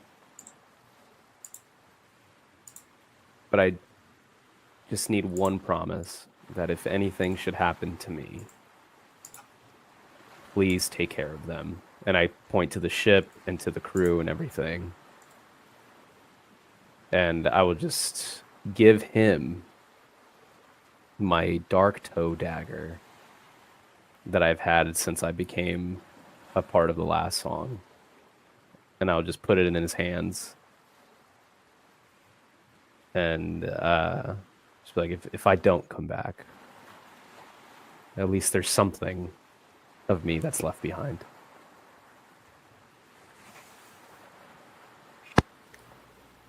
He's gonna smile and kind of look up at Nora. He's just gonna kind of chuckle a little bit and say, "This seems odd. We kind of had the same conversation last night, didn't we?" We were talking about. Or, I went goblin. Sorry, we were talking about just the same thing. Yes, yes. Nice of him to come make an example of it. I don't like this. I don't like this. I don't like this at all. I don't like this cahooting that's going on. I don't like it. I promise you, Graham, I'll protect them.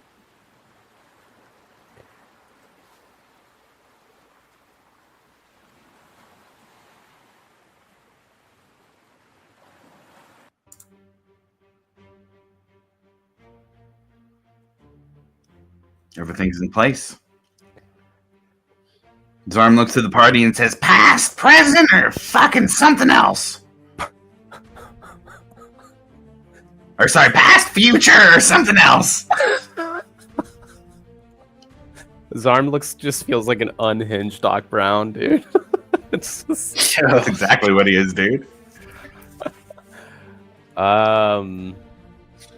Past? How far in the past?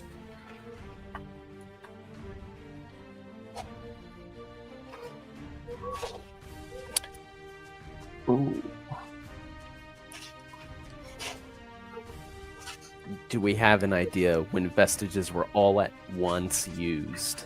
I'm During the thinking. fucking calamity. I was gonna say the calamity, the divine, before the divine gate was created. When were the stones in New York all at once? Jesus. Okay. All right, here we go. During the fucking calamity. We're going far back, are we? Dude, are we really going to the calamity? Is that like the Scariest present- We I've are. I think we are.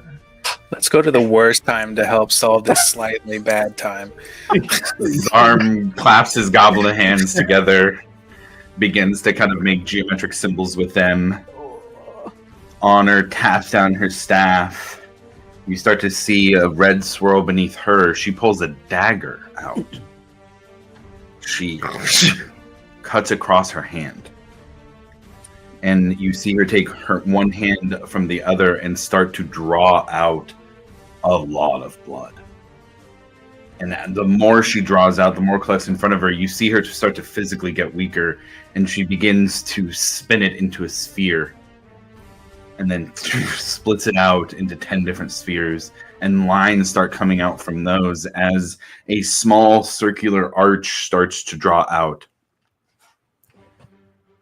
Zarm looks over to you, Milo. The shard. He just kind of puts it out there and lets it go. And as you float it over there, Zarm uses his mage hand to bring it a little bit closer and centers it right in the middle of Honor's kind of geometric lines, arcane lines that she's drawing here with her blood.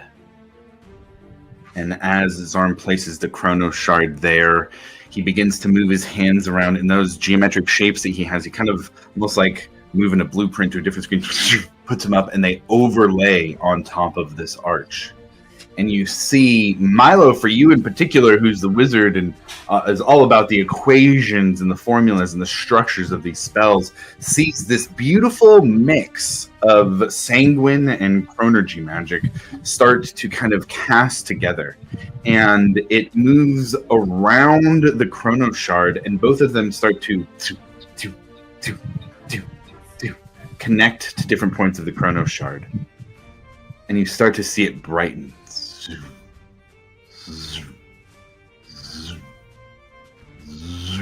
When it gets louder. It's not just louder, though. You feel the vibrations of it in your body. Almost as if the tide is pulling you in and then pushing you back out. And you start to look at the side of over the edge of the ship and see it's not just you guys on the ship. The water is starting to splash up on the side and go back down. You look at the last song, tips a little bit towards, holds far longer than it should on its own, crashes back down, and evens out.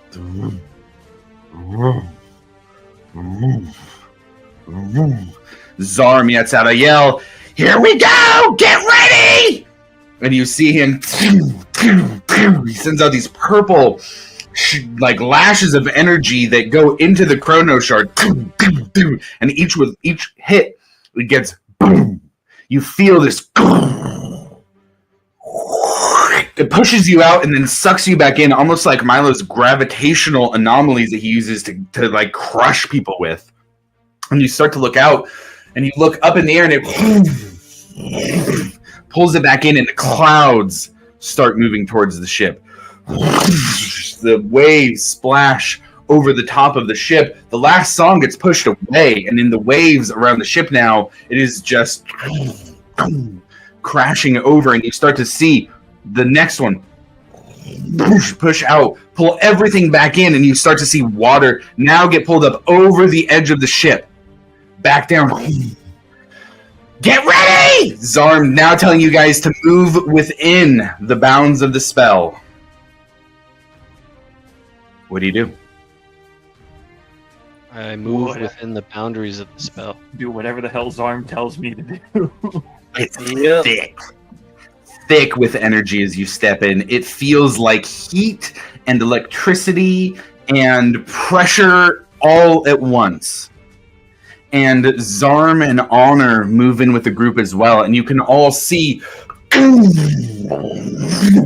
as it pulls in, and you look out over the edge of where that ship was that was off in the distance that you couldn't see, and it's almost to you now. The clouds are now coming down as if there's fog over the water, pushes them outwards, pulls them back in, and it looks like the water is getting pulled, but as the water gets pulled over to envelop all of you, it disappears. It stops. It doesn't envelop you or crush you. It goes away. Then it pushes away again, pulls back in. That ship comes closer. The last song gets pushed away now, spinning in the current, and you see water being pulled up. Think sand, fish from the sea getting pulled in and then disappearing as it rolls over this spell. You hear Honor start to yell, "Ah!" She pulls out more blood. looking even weaker physically, but turning that blood in to stabilize the spell. As it does, one more large blast. Slowly this time. Enough time to see that ship that was off in the distance is now very, very close.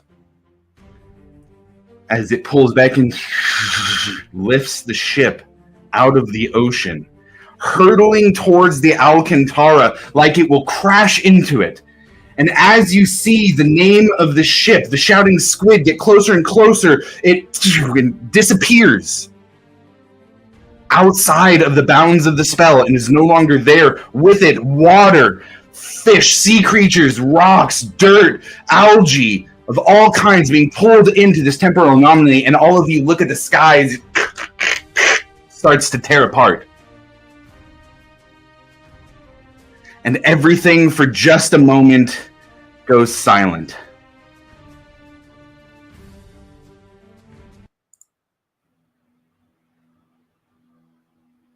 There is no time. There is no space. You are nobody. And you are everybody. Your awareness is like a blanket over everything that has ever existed until you hear a tiny little voice. Hang on, fuckface! And all of your consciousnesses begin to be pulled down back into your bodies, although it's not back to where you were. Rather than that that you're used to hearing with teleportation magic, all of you feel a physical thud as you land on sand.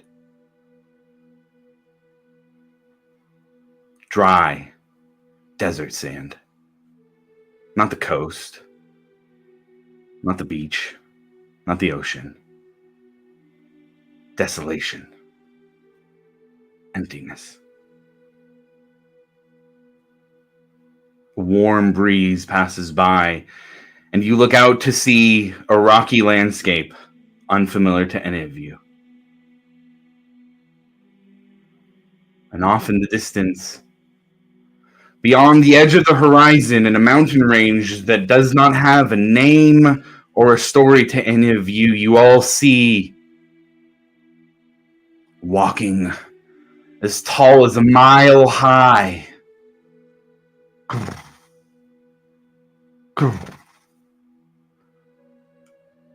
One of the gods walking this earth. And that is where we will end the session for the day. Thank you, everybody watching or tuning into the VOD afterwards.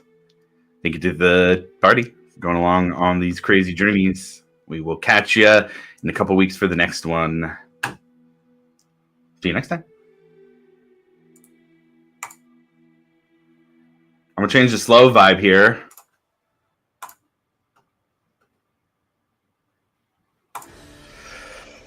Okay.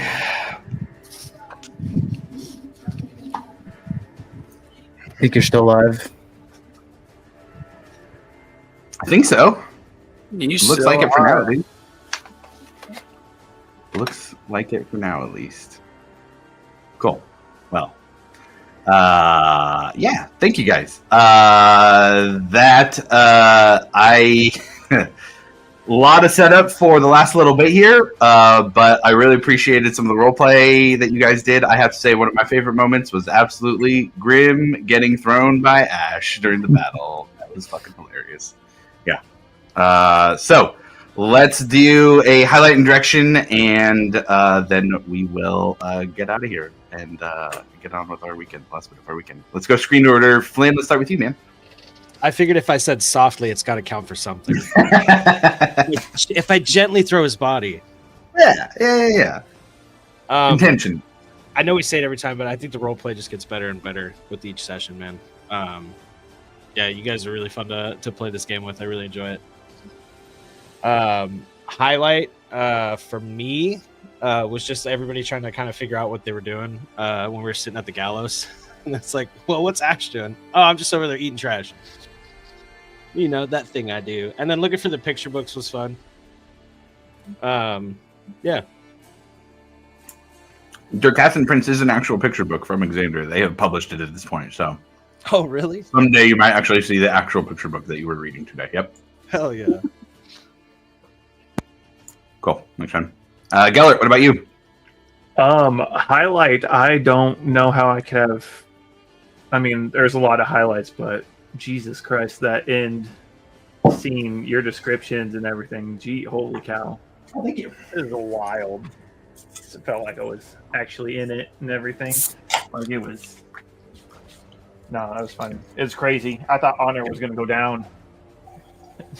Well, yeah, blood mages, they use their blood as a substitute, but for spell components. That means they still have to use their blood. So yeah, fun time. But yeah, cool. no, it was just everything with my character and all that stuff. And yeah. I just loved being able to see that Ash can yeet people across the map. That is fun. He said, "I'm gonna face palm him and just throw him 30 feet." I was like, "What?" Yeah, also just want to acknowledge what a big moment for Alavor of like, I love that we got there and it wasn't the ultimate good to say like I'm gonna reject the bad guy here that's been whispering in my ear. Like, no, I want to make this happen, and so I'm gonna still adopt him and choose to do what he has to do and play it out that way. So really just want to acknowledge that as a big part of Alavor's story and what we've been building to. Yeah, that was hard to do. Had to take all the stuff that had happened into thought there. Yeah, and it will ripple through as we go through the rest of this campaign and maybe even into future ones as we go. So yes. Always cool to see that. Brandon, what about you? There's a bunch. Alavor's choice with Orthax, accidentally caving in the village's chest. Oh god, yeah. Vestiges. There's so many. The ending, just how it felt like Doctor Strange in his in the first movie. And yeah, just like the implications of everything, and like kind of knowing like what you described at the very end and what we're about to experience. So yeah, it'll be fun. Cool. Awesome. Josh, what about you?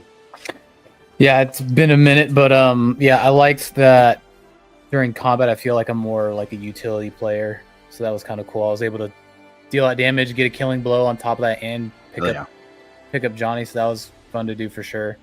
And then, a little bit of the role play near the end too, of like everyone's got their tether and like Ekamos gives up his brother, or like, ties his brother. So that was really cool to like be okay. Yeah.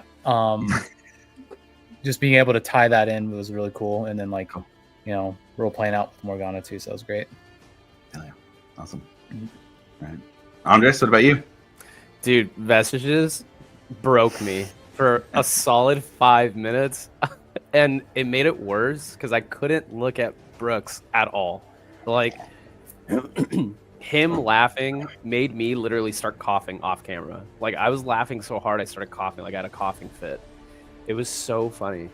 And then Brandon put a freaking gif in the chat of the way you said thick. And I was dying. It was so funny. There was so many C's on that thick. It was crazy.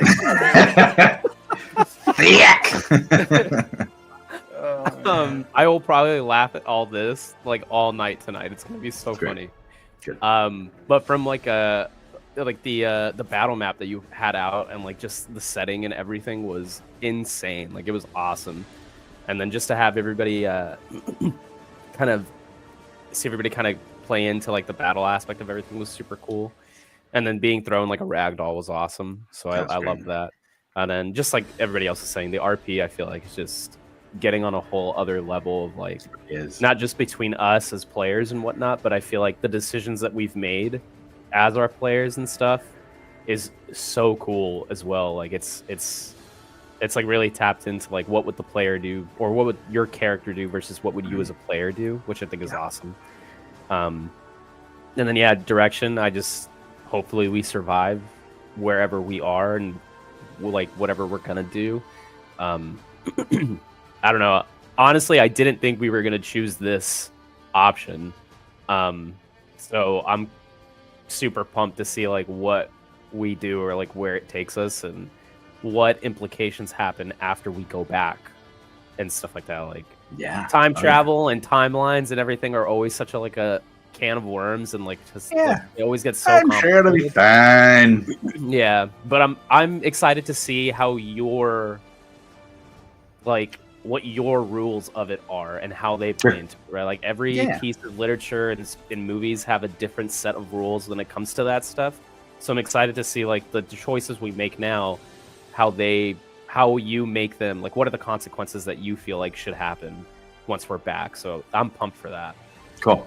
Glad to hear it. Well, I will make it as juicy as I can, and I want to finish off strong here at the end of the campaign and make it as engaging as possible. So I will do my best. Yeah. Kev, why don't you bring it home, man? Combat starting off was really fun. Just kind of getting back into it, and then kind of to piggyback off of what Andres said about the map, those little ruins down in the corner, man, those were really cool. The ones that arced around. Mm-hmm. Those maybe we see. Yeah, I picked up some upgrades to some of the terrain I had. I was trying to look for stuff for this. So. When Ash started chucking people both ways, friends, foe, doesn't matter. I want to see more of that.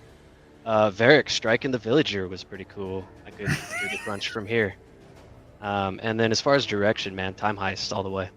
Okay, cool, got it. Well, I will start working out a whole new world. We have an old world that we just went into, and there is a lot of differences. So it's going to be a lot more kind of exploration based. Teleportation is gonna. I mean, sure, you guys can teleport, but it's a whole new thing. So a lot of mechanics to work out. If anybody has any questions or things they want to work out, or things that we have talked about but never got into, please let me know now. Andres, you're the only person who's never given me an updated mini throughout any of the campaign. We've had other characters, other people. I want Pirate Captain Grim mini. Send me just build it in Hero Forge, send me the link, and then I will make it happen for a new one. But we need a new Grim mini. If anybody wants any upgrades to minis, let me know. Now's the time for it. I'm happy to do that. I'm in that mode. I will get right on it. I'll give you a ragdolled version of Grim. Perfect for throwing around the battlefield. Yeah, cool. All right, guys. All right, I think that's it for me. You guys take it easy. We'll see you in another couple weeks for the next one. Bye, guys. Bye-bye. Bye. Bye.